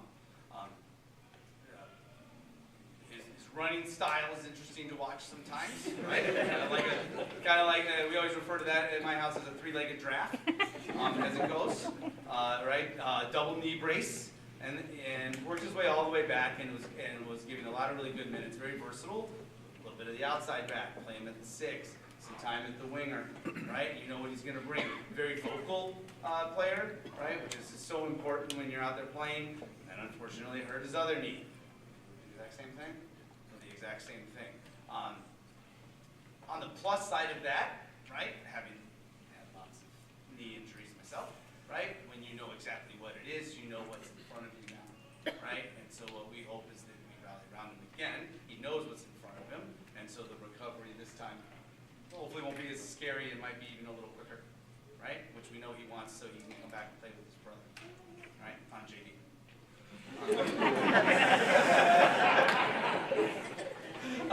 Ethan Shaw.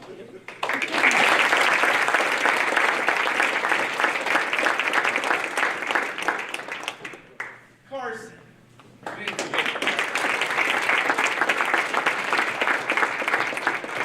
Carson's a tricky one, right? Another junior, if you haven't picked up on the trend. We have tons of juniors, right? This is kind of goes back to where I talk about that historical thing and like the level that you're getting at. And so the work that you have to put in, guys, starting like, you know, next month, right? To be ready for the next fall, right? And here's Carson as a junior, right?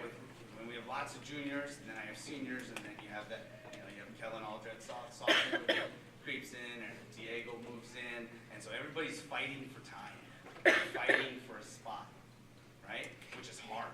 I mean, that's hard at any level.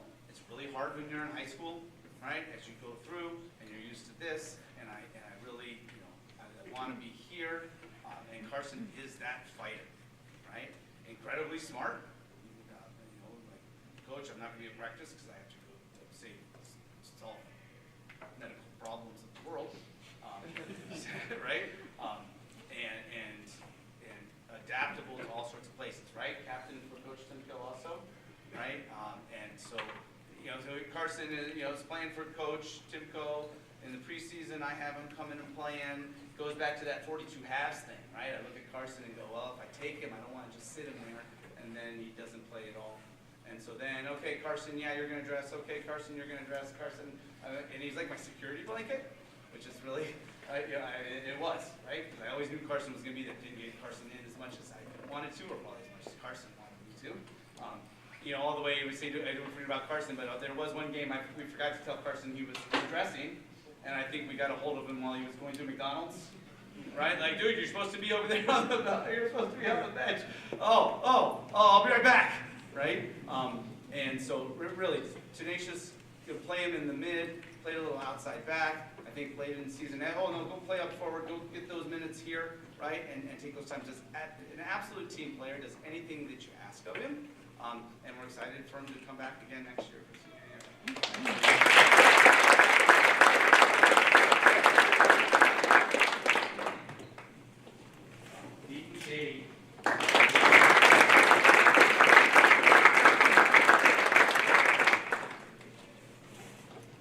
Alright, no bubble wrap jokes.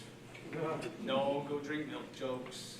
Like, there's no jokes for the what's the word I want to use for that, right? The things that he's had to endure, right? Not just physically, right? Because, you know, the body hurts. But here, right? Like mentally, to be able to endure those struggles and come out on the right side of it is tough and should be admired, if anything else. You know, coming into the season, you know, we're really excited. They're all summer long. I see, you know, and everything, right? It's like one of the guys that I'm talking to all the time. Think about this, like this, wait a minute. Hey, it was like you're like almost like a liaison there. What? Kellen, outside back? I don't know. What do you think? Right? And then it hurts the hip, and then it's better, and then the foot breaks, right? Yeah, you don't want to relive it all, but then makes it back for that tournament. If there was no bigger joy for anybody in the stands to see that, so hey coach, I'm gonna be cleared for the Fairmont game, right? And we can remember talking, well, should we start him? He's not gonna be game fit, and the conversation that we had, right? I think I had it with Gus over there, was it's our last possible home game, and he's all the way healthy. He's gonna start, and his dad's gonna be able to announce it. And if there's anything that you take from me, and that I tell them to take from me, is that it's not always about the accomplishments, it's not about the wins and the losses, but it's about the experiences, right? Your life's made of experiences, right? And to be able to come back and play and start in that tournament game and have your dad announce you, right, is as a father, right? I mean, it's something that you wouldn't take away from anybody, right? And then he goes, he only scores in the first 10 seconds, but he can't shoot, which would have made it all the more magical. I mean, it was like, really? Does that just about happen? And then we have to go to PKs. He's going to take care of his body, take care of his mind, and then he's going to be back for a senior season that will make even more memories, is what we hope.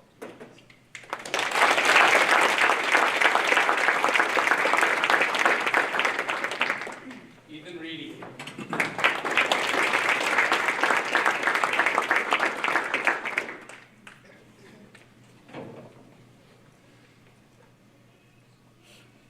I don't think that there is a player I'm more hard on than Ethan, which is probably a little known fact also.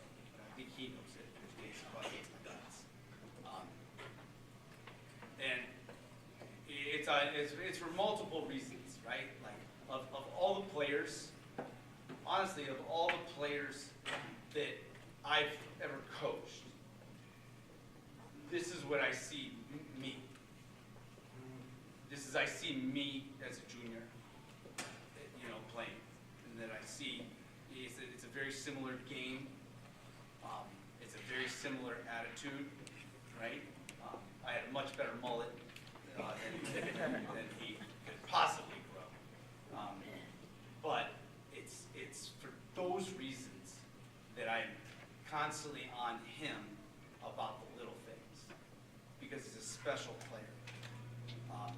And again, experiences and taking things for granted, that's that story that I tell all the time, don't want to do, right? Of which I tell the boys. My junior year, I scored a ton, right? And I thought I was it. And I came back my senior year with an even bigger mullet, a green bandana, and I was, insert expletive there, right?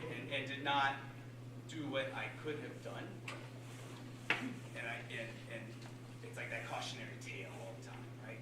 Because this guy's a special player, devastating 1v1. He's the guy we're looking to on that outside, and can get to the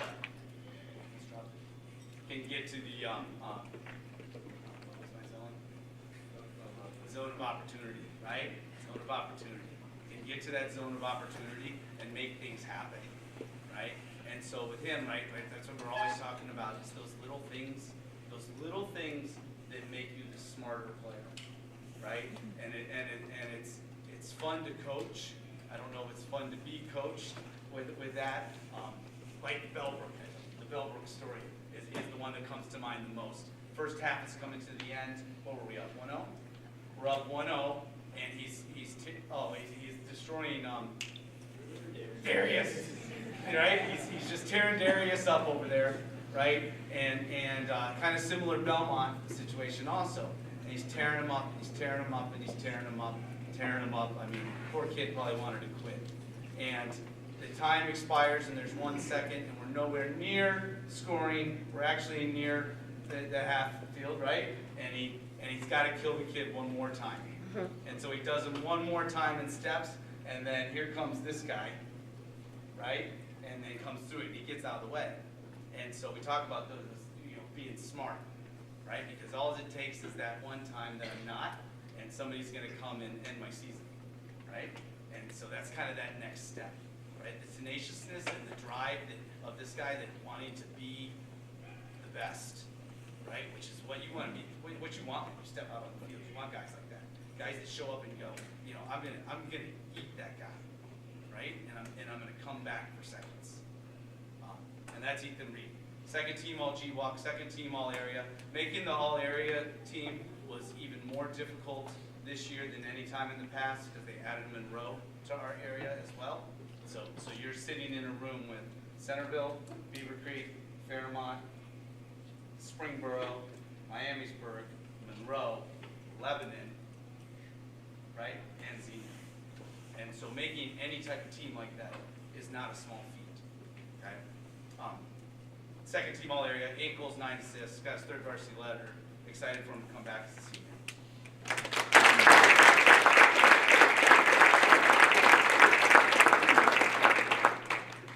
Oh, so much fun here. Reisner, David Reisner.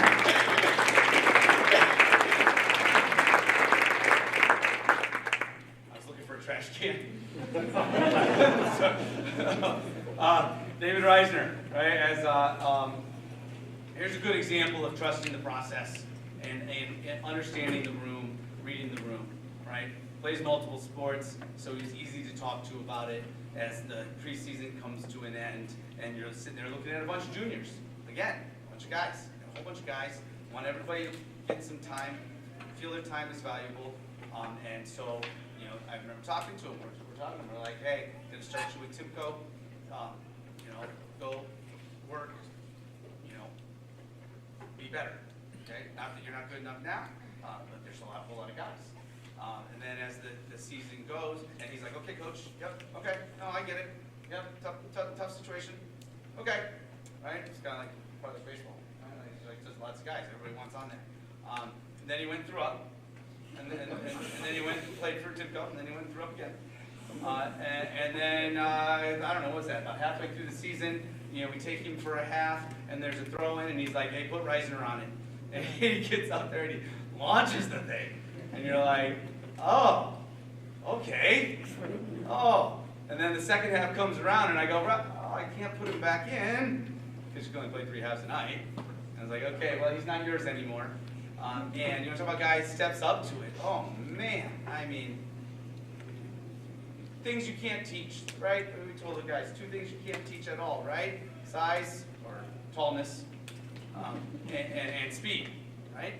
And both of those he has. And then, you know, anytime as an attacker, you're trying to get by somebody with long, big daddy long legs, and you got to beat him 3 times. I mean, oh, it's so frustrating, right? And then his ability to teleport from one side of the field to the other, it was something that you haven't. I mean, it was unreal. And so it was absolutely exciting to watch that growth. Ended up with 2 assists. Appeared in at least 12 games. Got his first varsity letter, and we get a whole other year of David Reisner.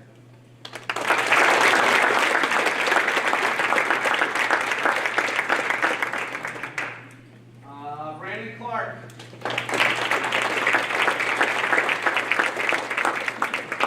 Season ended at Beaver Creek, and everybody's crying. Seniors are crying. These people are crying. It's an awkward thing when the season ends at a tournament, right? Only one team ends on a win, right? You gotta lose. But it's awkward. Again, sorry, Gavin, talked to my brother, and he calls me the next week after his team loses. It's the same thing. It's like, oh, we just lost. Everybody's crying, and you're like, all right, well, no practice next week. Turn in your stuff. I'll see you at the banquet. Right? It's kind of awkward. Look over, Brandon's all teary. And I'm like, what are you teary for?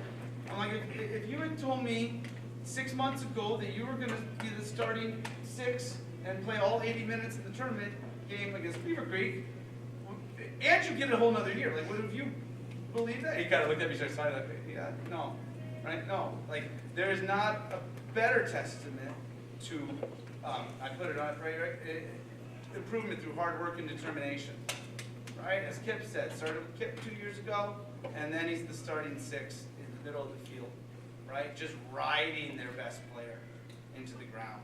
Which game was that? Lebanon, that guy had no chance, right? Even the Burrow in the middle there, right? I mean, he's there over and over and over again, right? Griswold is what they call my house. That's Griswold. And the winner of the inaugural Viking Cup, right? The summer off-season workouts, and go figure, right? He showed up to everything. Yeah, but go figure, right? Isn't that ironic, right? Here's the guy that was the off-season champion, coming to all the workouts and open fields and everything else, accumulated the most points, and ends up getting his first varsity letter and starting the entire second half of the season. Brandon Clardy.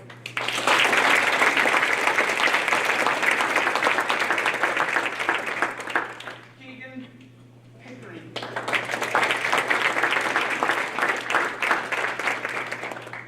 John.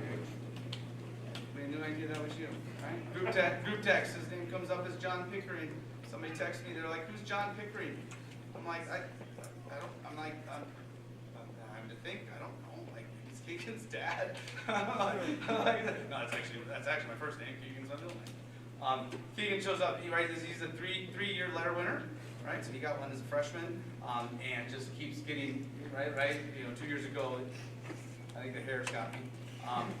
Right, like gets bigger and bigger. He tells me every year he's coming. Coach, I'm getting bigger. I'm going to the gym. I'm getting bigger, Coach. And I think it was one of those things it's underestimated, right? Keegan is a very underestimated player because he can run around for 80 minutes, 79 minutes, and then all of a sudden in that 1 minute something cheeky happens, right? And he puts a ball on somebody's feet or he puts one in the back of the net, right? And it happens. And up to that point you're like, what's going on there? But if you really sat and looked back at the season and thought about Keegan, he did come as a workhorse. He did get stronger, right? Because he played in that center mid the majority of minutes every single match, right? All 19 matches, probably averaged around 75 minutes a game. Didn't come off much, and sometimes that goes underappreciated, right? And until like this moment, like right now, or like when I'm getting ready to come and I'm typing up all this stuff, right? You forget those things, right? You're always thinking about just the last game or the last play or something like that. And then you look back and you go, oh man, that guy's a workhorse. Like absolutely, that's the absolute word to describe him with that. Ended up with 4 goals, third-year varsity player, great game IQ, good study of film. Same thing, one of those guys that I'll get texts every once in a while, like, Coach, did you see this? Like, man, our midfield, we really have this going on, right? And that's what you want, right? Because it's not all about the coach, right? You have some coaches that they may think they're always right, but that's not the way we roll here. And so it's refreshing when guys put that time in to evaluate themselves. There's no harder critic of Keegan Pickering than Keegan Pickering, right? He's the hardest on himself of any player I know. He does a great job.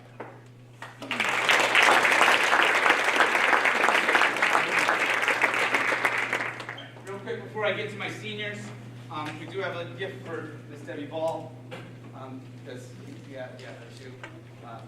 Being our booster president for the last 6 years and the hard work and time that she puts in on that, and so I thought it would be good to do that before the seniors, so she doesn't get all teary when we talk about Jason. And so, thank you so much.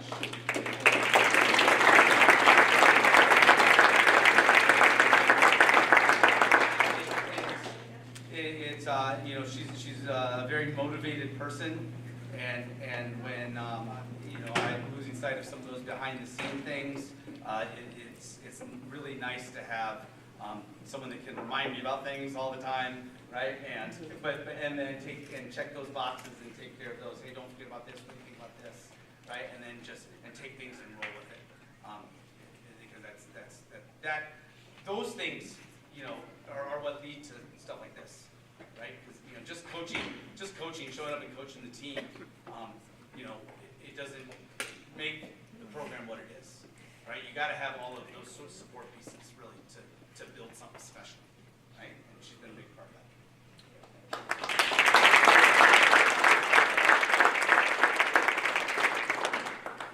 All right, Josiah Newton.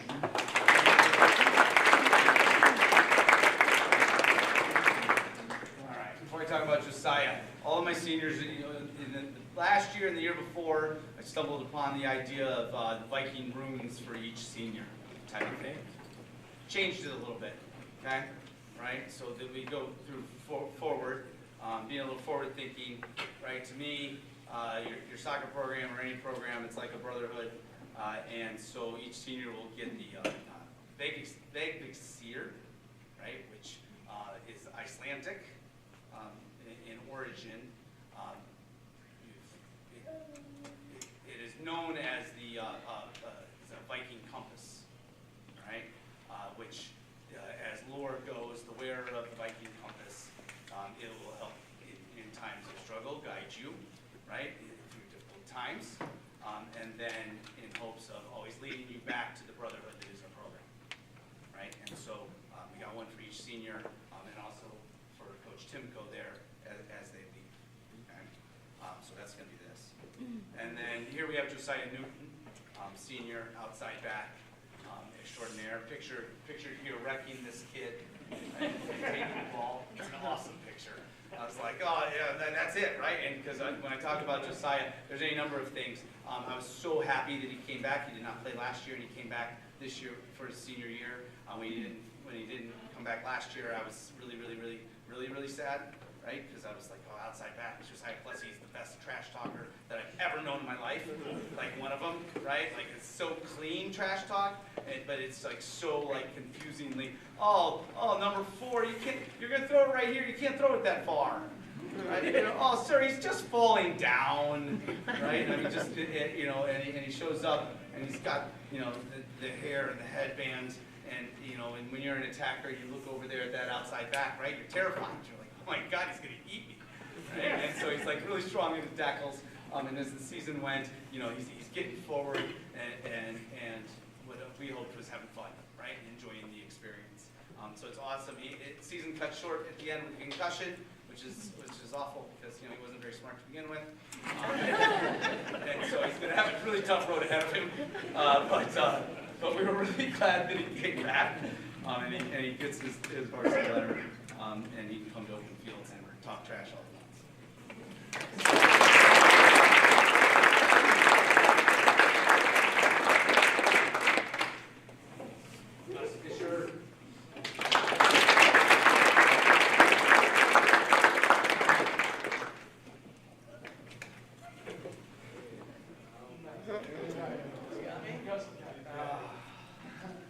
Right, Gus has been with the program for 4 years, right? And when you talk about great humans, Gus Fisher comes in.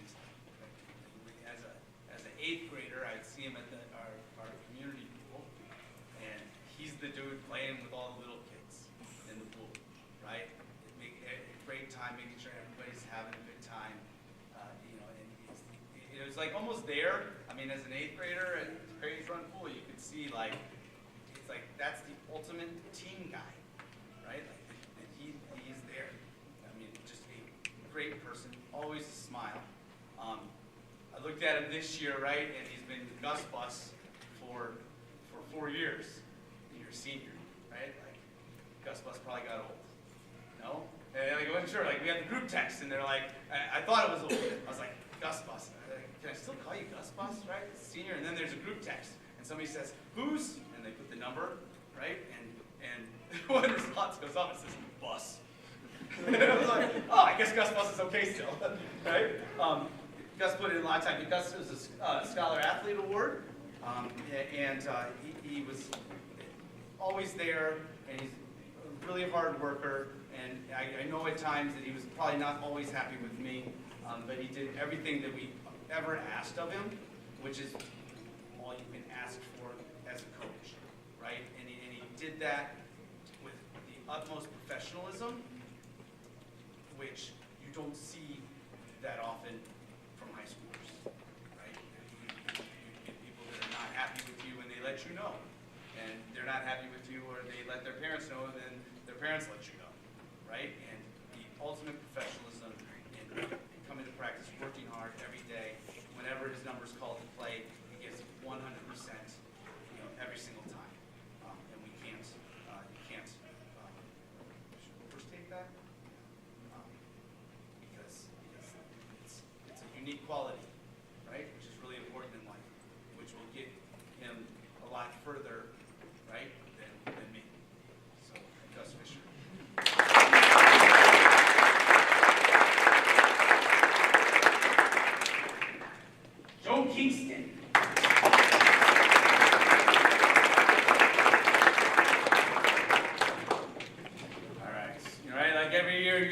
something funny to pull out from under like the table and give it to him, and I did. I completely forgot because I was going to get him a dummy.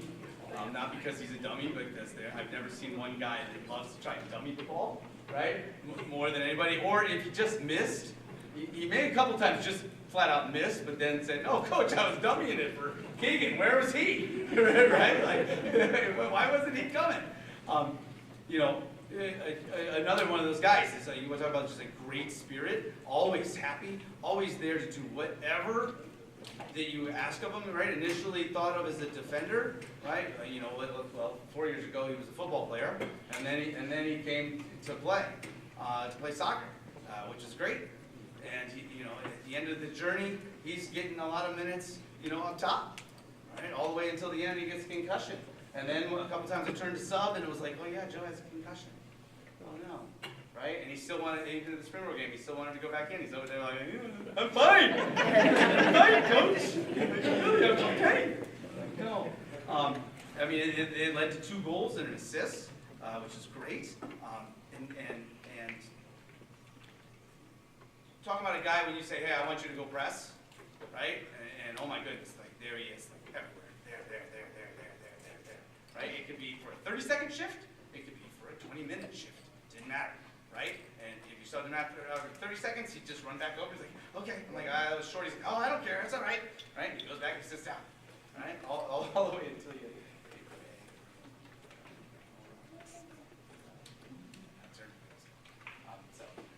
Also, a little known fact. I mean, you're talking about a Spanish 5 guy.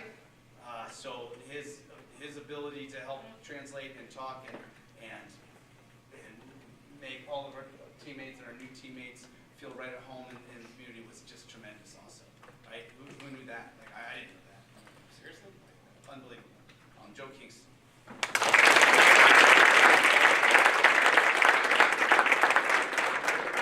Oh, and my Joe Kingston, I guess Alex Gonzalez is next.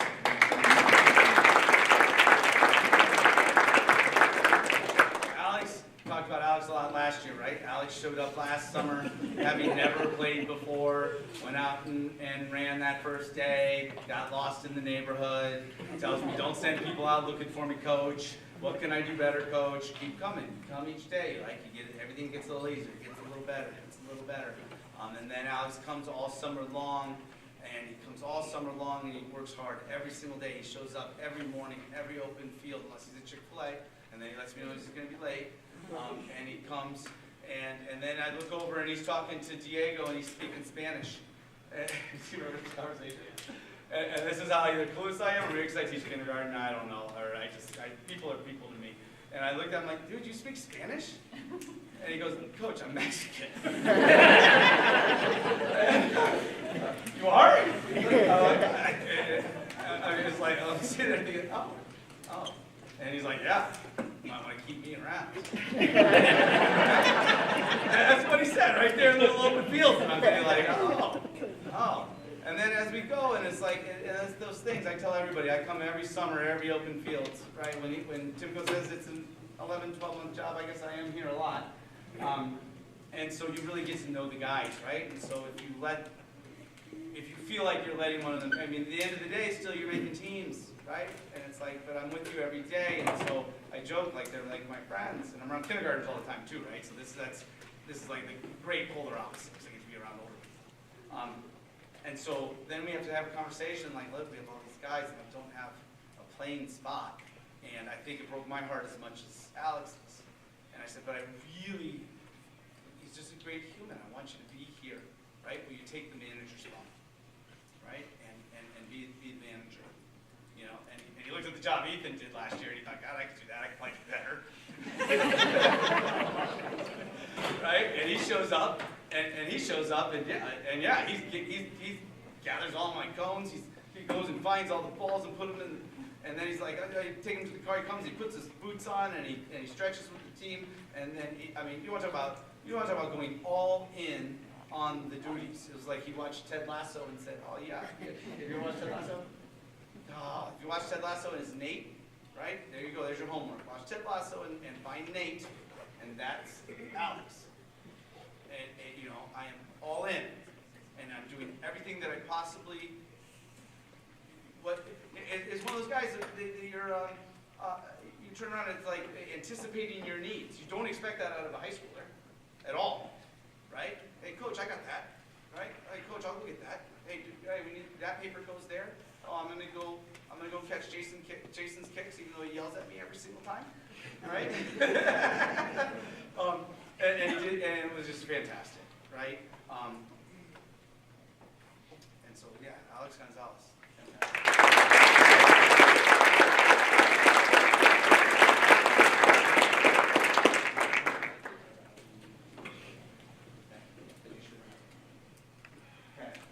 Eli Knott.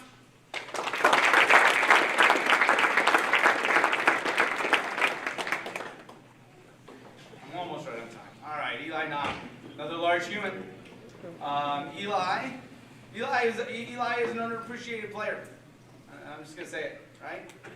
2 goals, but is our starting striker, right? And sometimes those things don't match up, right? And people look and and especially Eli, he gets very upset at himself, right? At times, like I want to, but the role and the job that he wanted him to do while we're trying to move that ball outside out there to Mr. Reedy, or when Gavin's outside, or when Kelly's on that outside, and his job is to play that stand-up, hold-up striker, which you would struggle to find too many individuals in the area that play it as well as he does.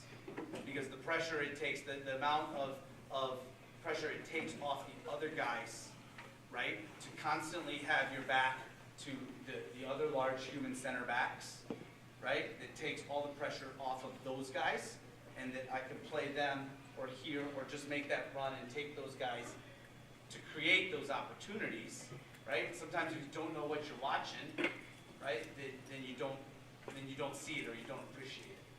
Okay? Kip said it, right? Scoring goals isn't easy, right? If it was, everybody would, right? And we joked with Eli, he just had to get closer, right? Than 3 yards.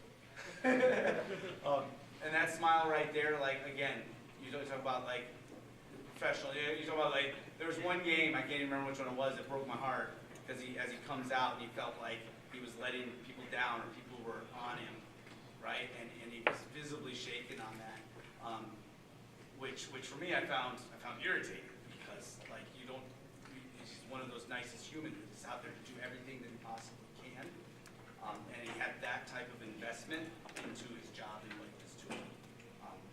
Also a scholar athlete, Eli Knott.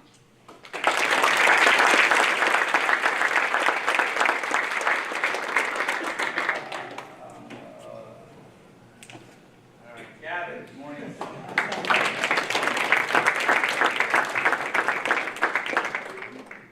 So if Reedy is to what I see like in me when I was as a player, Gavin is like a constant reminder of my oldest son, Aaron.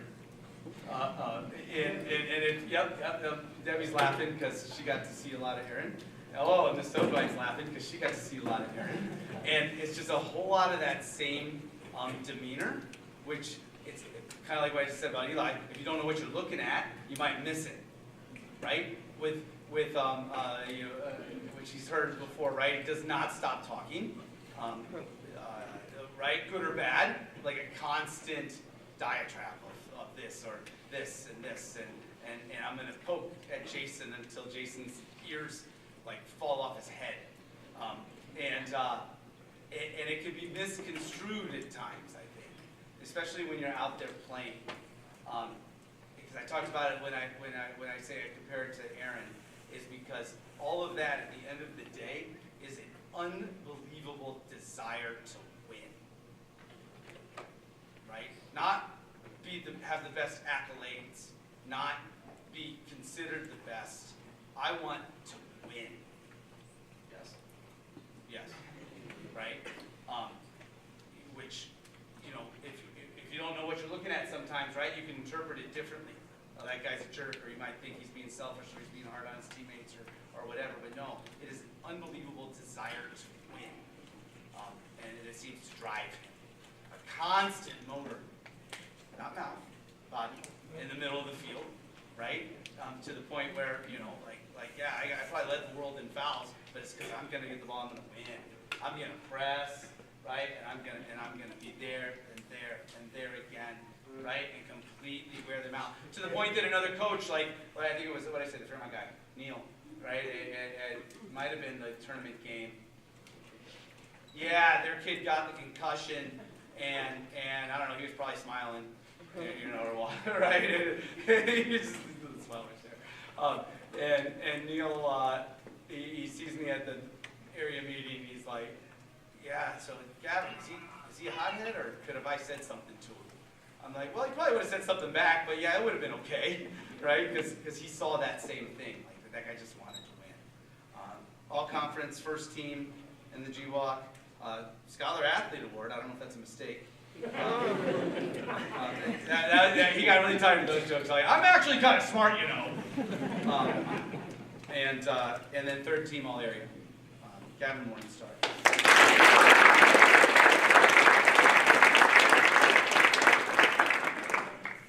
I can go either way here. All right, Jason Ball.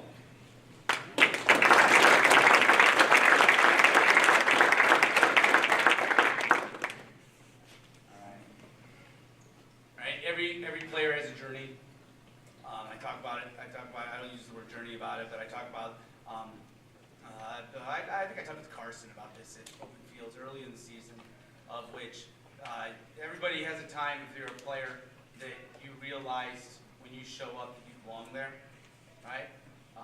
It could be at an early age. Then you kind of get to a point where you realize that you're one of the better, or I'm one of the top third, or I'm one of the top half, or I'm the best, right? And everybody has that journey, right? And Jason's journey has been outstanding to watch, because the physical tools were always there from the very beginning, right? He let me know the first day, or he let the person next to him know when playing futsal in the gym as an eighth grader, something about his Galaxy team and how high they were ranked and this and that, right? And you're like, you're a freshman, right? Like simmer down. And then he goes to play, and the tools were there, right? You're watching it, and you're like, oh, I can see it.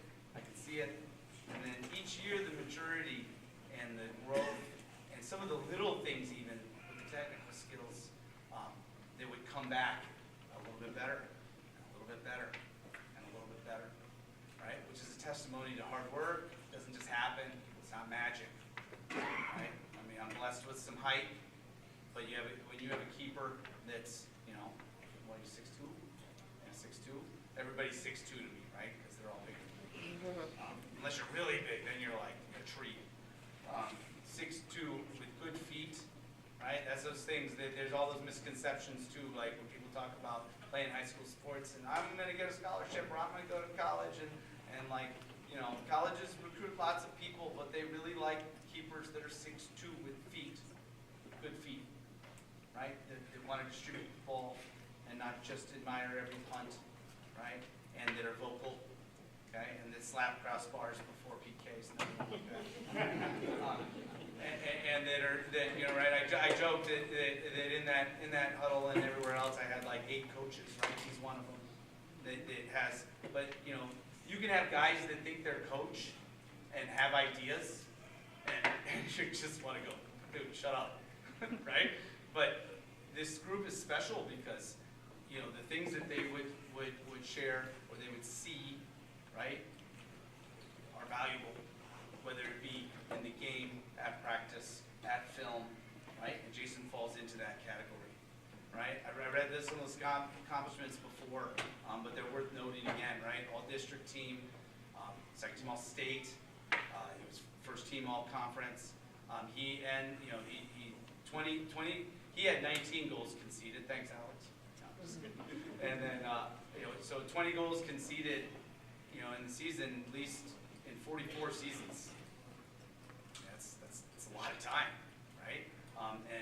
And so then I did actually go back and look too, and so currently Jason will have started in goal the most games in Miamisburg history as well, at 59, I think is what it was. Might be 56 or 59. The most by over the guy had like 53. And that's a testimony to working hard and being there and improving every single day. Jason Ball.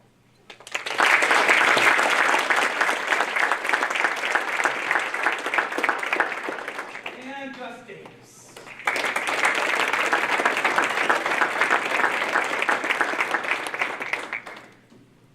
5 minutes over.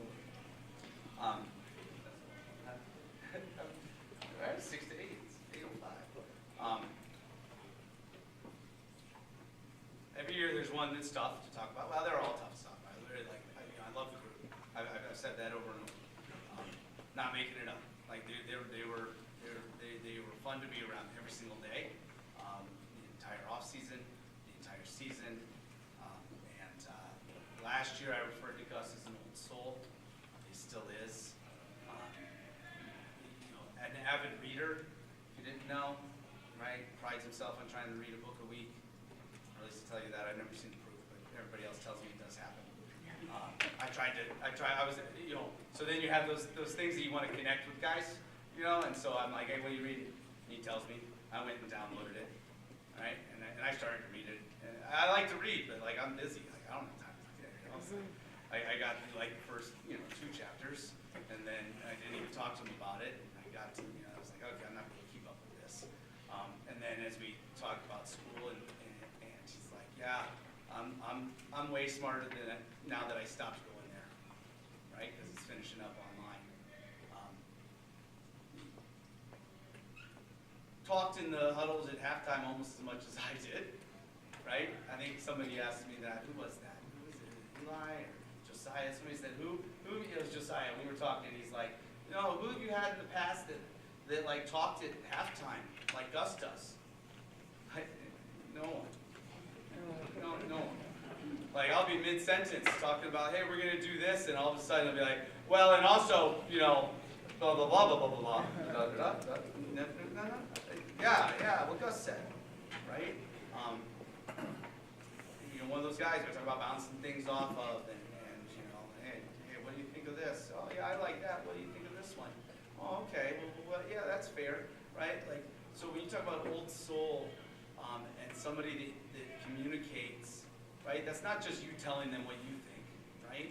If we're a good communicator, they're taking what you say, and they're evaluating that, and they might give you something back, right? And you can have that back and forth, right? With an 18-year-old, that's not all the time, right? You'll say something, and they'll be like, no, and they won't see what you're talking about. And so I talked with the word I used with Gus this year then, right, where I said he was an old soul last year. He's one of those guys that he could be my friend, which sounds weird, right? It's could be 50, right? But like, it's a guy that's like, oh, dude, hang out and play Parcheesi, right? He likes to play games. I love playing games, right? And so it's like kind of one of those things, a couple years down the line, when it's not like weird, all of a sudden we're gonna hang out. But all conference second team, and then scholar athlete. Got smarter since he stopped coming here. He made his way. And those are all the things about Gus that I didn't even talk about soccer, right? I mean, which is interesting because he's the anchor out there in the middle, right? I mean, we let him entertain the idea of playing center mid for a while, and he was very thankful. And then we moved him back to center back, and he's like, yeah, I really like playing up there, but yeah, okay, I'll come back here because he just wants to win. I mean, it comes down to the same thing. We're talking about a guy that's what's so great about this team. I've never had a team more that is all about the team. That when we get to PKs, and we're practicing PKs coming up, and it was like, you guys were there for PKs. I mean, it was awesome. But when we're practicing taking them, right, he's senior captain on, so I got him in the top 5. And he goes and he practices one, and he comes and he goes, you know what, I'll take one, but if there's a couple other guys we think are going to be a better option, go with them, right? And you heard that from a couple guys, and each one is like, no, Drew needs to be moved up, or Brandon, we need to move Brandon up, because that's the type of guy he is, the type of guy they are, and that's special. I mean, that just is special. Third team all area, second team GWAC, 4 goals. Senior, USAC, best days.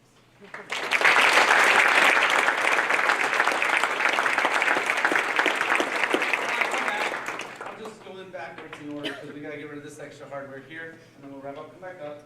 Right, so you have these last couple of awards here.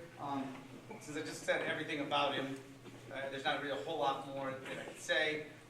Every year we give the Viking Award, and it goes to that guy that is that leader that you want, that you look at and you go, oh, I want my kid to be like that, right?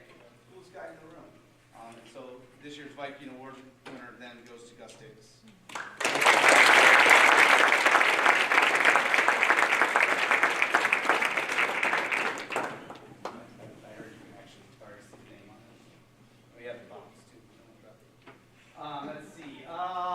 We also have the, yeah, you're right, Dean, we didn't cover that up very good. Newcomer of the year goes to Alex Anderson.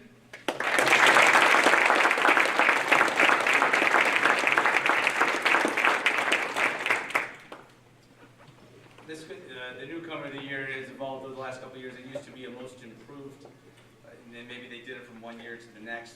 We kind of evolved it into that person that showed up and made that biggest impact as new to the program guy, right? And so, right, we have the 6'4", least amount of goals for the varsity, Alex Anderson. All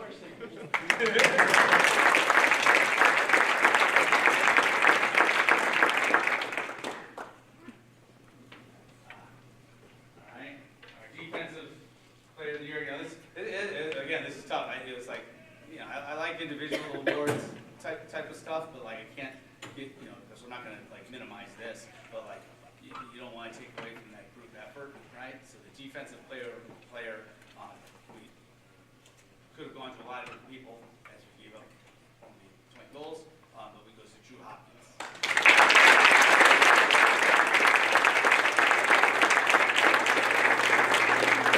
Back carry in 2 hands, right? Where somebody knocks the table and it falls off and breaks. We've seen that happen. And we have the box, we take it home. And then as far as offensive player of the year, right, same thing. It could be tough, right? Because we had a lot of pieces that contributed a ton. At the end of the day, it goes to E3.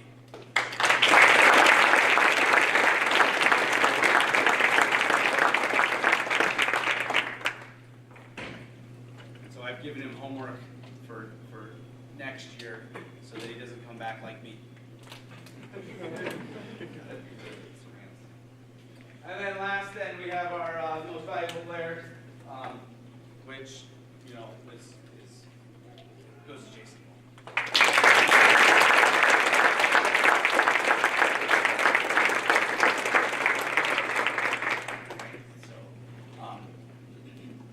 Thank you, everybody, for a great season. Sorry, I ran over about 15 minutes. Open fields starts December 5th, whatever that Sunday is. We have Holland again every Sunday night, 6 to 7:30. If you know 8th graders that are going to be incoming, you know, let them know. Right, that meeting for them won't really happen until January, February. But if you know them, they can come. Right, you guys have been there. It can't hurt them to come early. Okay, you're going to have a lot of guys back again. Hoping to roll 3 teams like we've done the last 3 years. And so that work starts now for those guys that are coming back, right? Get touches on the ball, right? Put your video game controller down, and work to get better. That was it. Anything else?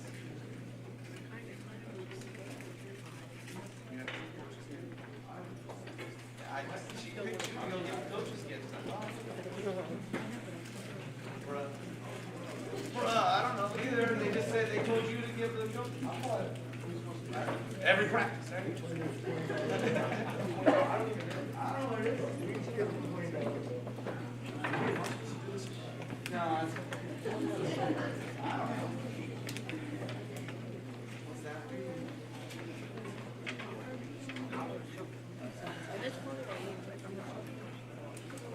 they're gonna muddle through this. Thank you, everybody, for coming.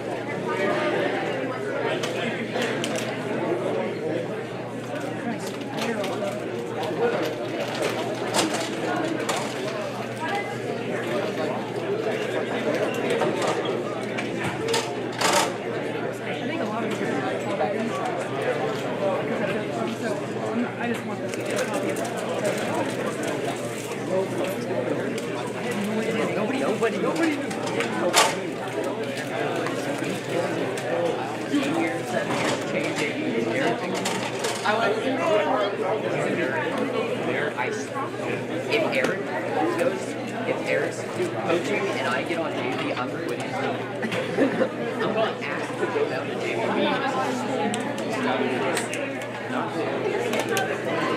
I think if anything, they might hire someone new and push Kip up. Which I hope that doesn't either. I hope they just get someone. Kip needs to understand he's not a coach.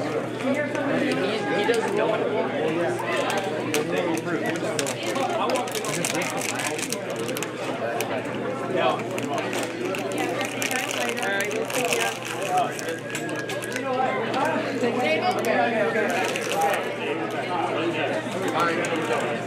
Where is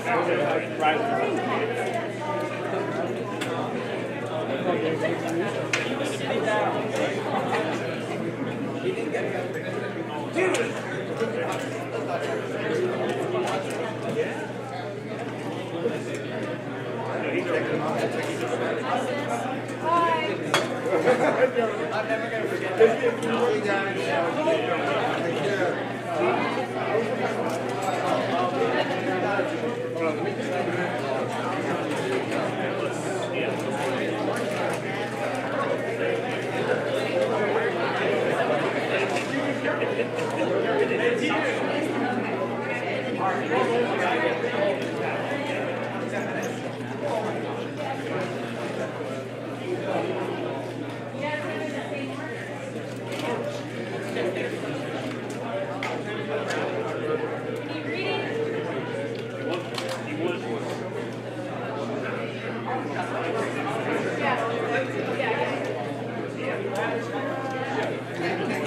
When you see a problem.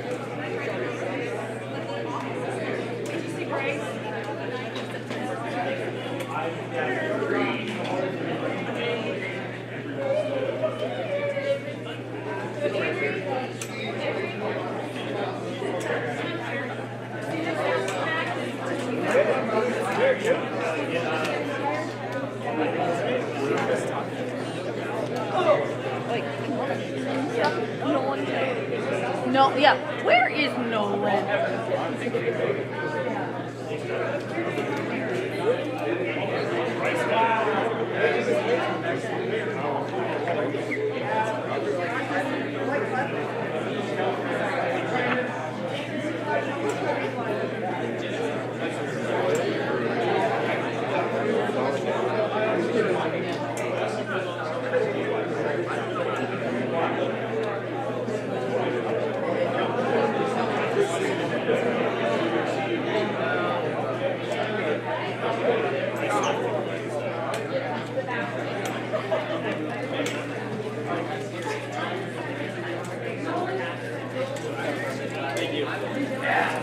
Still recording? Yeah, Jason, are you putting this stuff? yeah.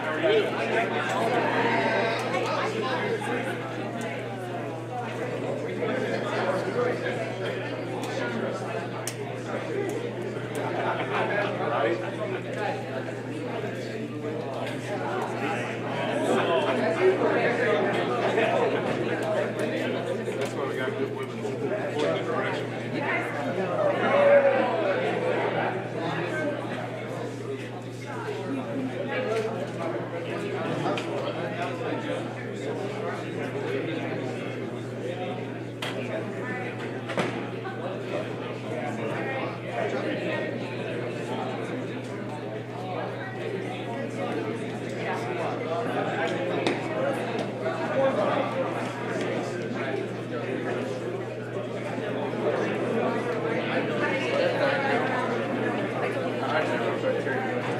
Dude, I was scared that he was gonna quit because, I knew that. well, because I heard that. So I was like,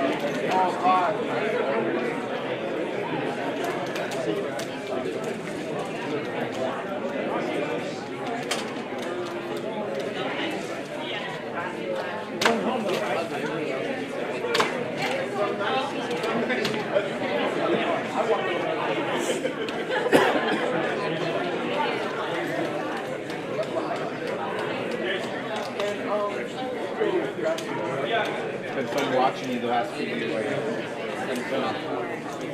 That's the one with everything.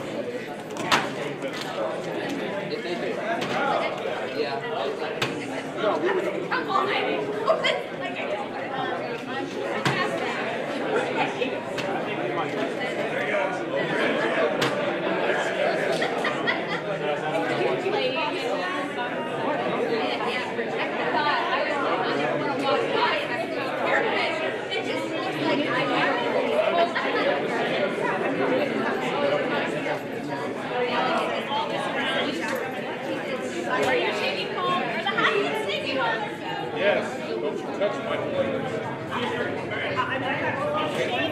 We were stalking the front row. Some ladies did it.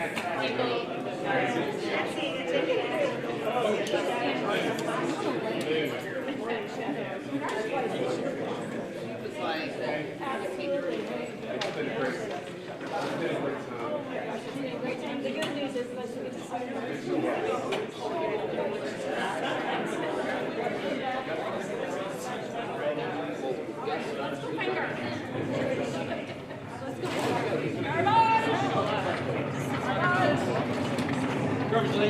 Garbage! Garbage! There should be nothing left on our tables when we leave, friends. If you don't want it, find a garbage.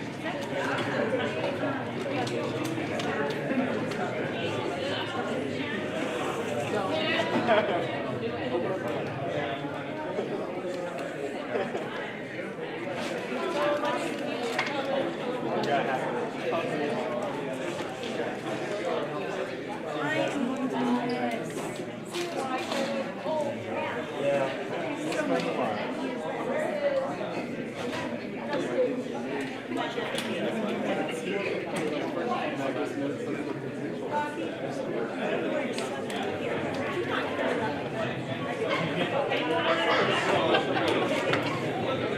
don't know how to do this.